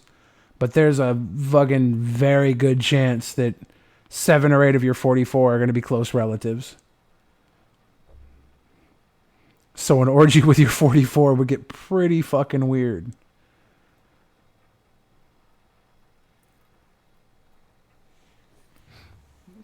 In the SeaWorld, the book, a comet should blow up the planet, and then everyone is respawned on an alien planet. Maybe, yeah. I mean, they can sit out. Let's just say an orgy with all people within your 44. Like if it was like 7 or 8 people within your 44 and they're not family members, that would be fucking legit. Especially if like one of the people in the orgy was one of your 8s and they knew they knew the game and they were able to like orchestrate the most intense point producing sexual situation of all time. They could be on snack duty. Mom, bring me a pot pie. I'm having an orgy. Okay, little baby, I'll bring pot pies for all 38 of you. Give me that 4 pussy and eat my 8 ass. Y'all crazy. There's no way my fam's is 9s. Fuck you, man. Your family could be 8s or 7s or 6s or 5s or 4s or 3s or 2s or 1s within your circle if you're the 9. That's just the way it is. That's just the way it is. I've been live for like fucking 3 hours and 25 minutes, so this actually is me winding the fuck down and cutting the fuck out. think I'll be on for a couple more minutes and then call it a night. Boom, boom.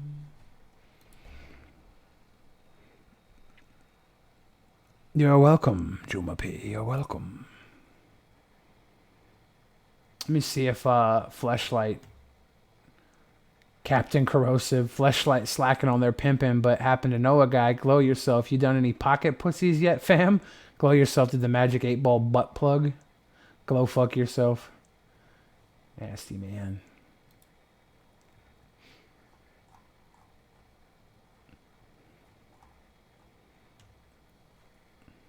I'll be your dirty little secret.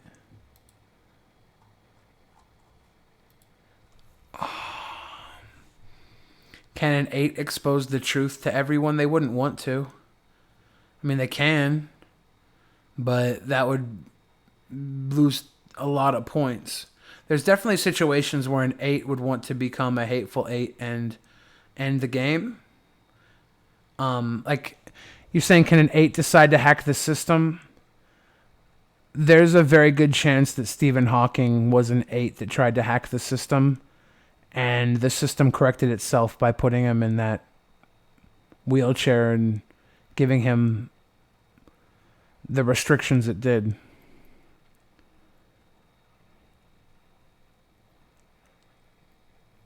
It's better to play a fair game.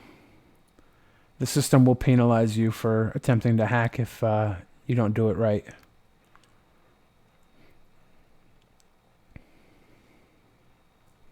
It'd be weird if we don't go for 9 hours.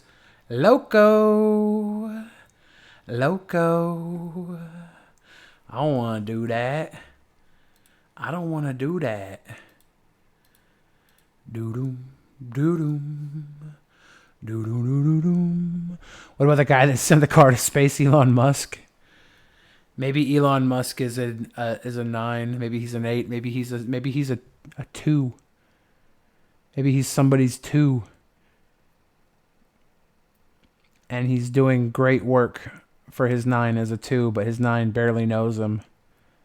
His 9 follows him on Twitter and like gets these ideas from him based off tweets that betters his life.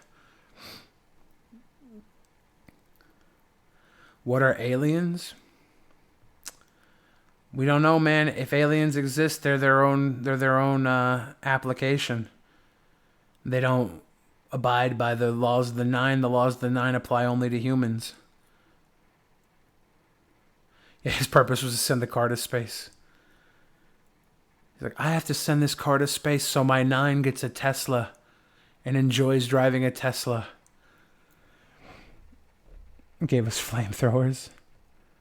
Tay Zonday is one of your 8s. I run into Tay Zonday all the time at VidCon. He's always like at the parties that I'm at. I'll be like rolling with somebody and he'll walk by like, hey. The first time he came by, I was with Andy Worski. And Andy Worski was like freaking out. He's like, oh my God, that's Tay Zonday. I think Jeff Holiday might have been there too. And he's like, oh, it's fucking Tay Zonday. I'm like, are you fucking serious? You guys are YouTubers. He's a YouTuber. Like, you shouldn't be fanboying for Tay Zonday. And I felt bad saying that because I don't know if Tay Zonday heard it or not. But I was just like, the fucking fanboying was crazy. I was like, you guys are fucking YouTubers. You're here doing exactly what fucking Tay Zonday's doing. But then I would see Tay Zonday all the time afterwards. I was like, I hope he didn't hear me say that. I'd feel kind of bad if he did. He's a nice guy. He's a good guy. Everybody knows him. Everybody knows the Chocolate Rain. He's an icon. But you like that fart? I just thought it was weird that these guys were like freaking out for Tay Zonday. I was like, you're YouTubers. People should be freaking out for you. Tay Zonday's not terribly tall. He's not terribly small either. He realized he was a 9 and died like an hour ago. Rest in peace.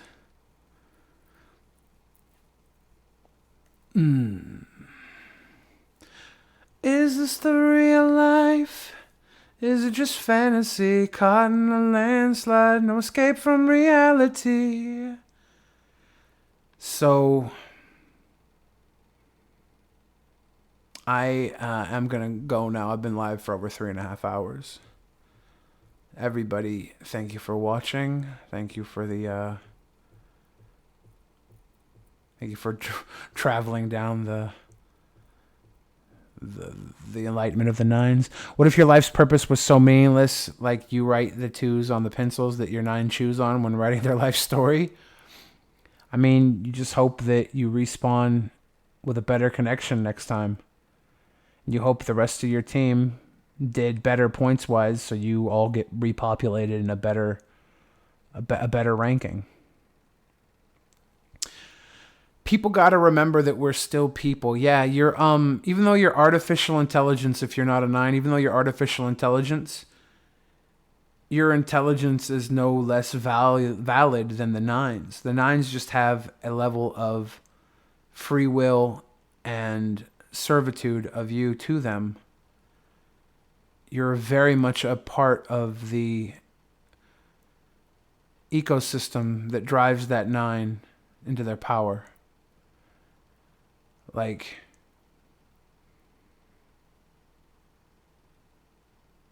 you serve that God, but that God doesn't know they're your God. They don't know you're serving them.